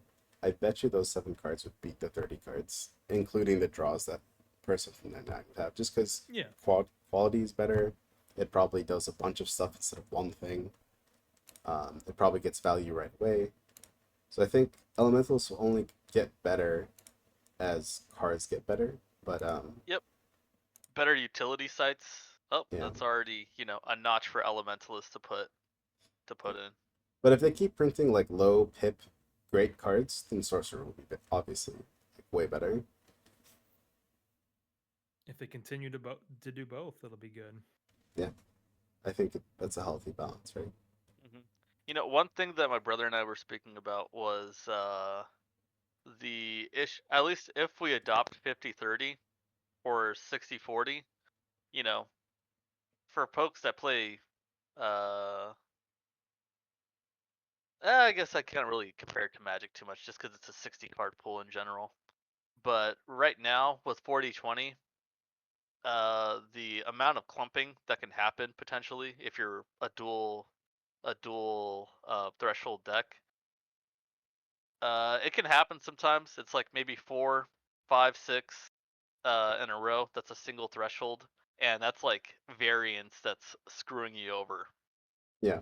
But if we keep on going up 50-30, with 40-20, you get on average like 2 to 3 in a row that are a single threshold.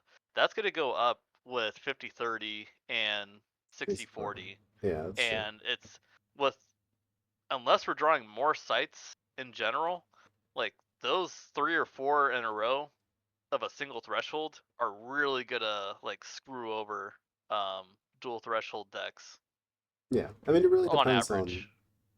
the sites we get, right? Like if they keep Yeah. printing more dual sites or something else like akin to that, then it'll Yeah, be fine. that's the thing. Like, you need more dual sites. You need valleys of plenties. You need cards like that where you can decide what threshold you need at that moment. Yeah. I mean, it could be that they just straight up say, well, Elementalist will be the multicolor avatar and everything else will be Yeah. monocolor. And that's why that scares me about Pathfinder, because Pathfinder, if we're gonna have 40 sites in the deck, you run into that clumping issue. You It's get gonna be 4 air sites in a row and you have fire spells in hand. it's not gonna feel good. Yeah. I literally dumpstered my PF deck in paper. Like I quite literally put it in the garbage can because I played like 2 games back to back where it was just playing 2 color. I have mostly red sites in this deck and I drew none of them. Mm. Yep. I always like beating Zach that way, where he just doesn't get his threshold. I'm like, Yeah. alright, you lose. Yeah. I think It's the only having way I can free win.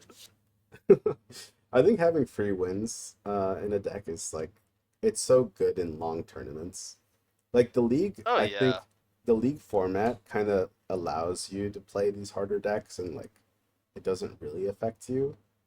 But if I play like a long day of playing like Grapple Island, that shit would be so hard for me, I think. Or like if I were to play even Enchantress, I think it would be difficult for me. I think Grapple Island actually has a lot of free wins against some of these. Like, if anyone goes into the tournament with like a kind of like a janky-ish list, Yeah. then like, yeah, they get dumpstered.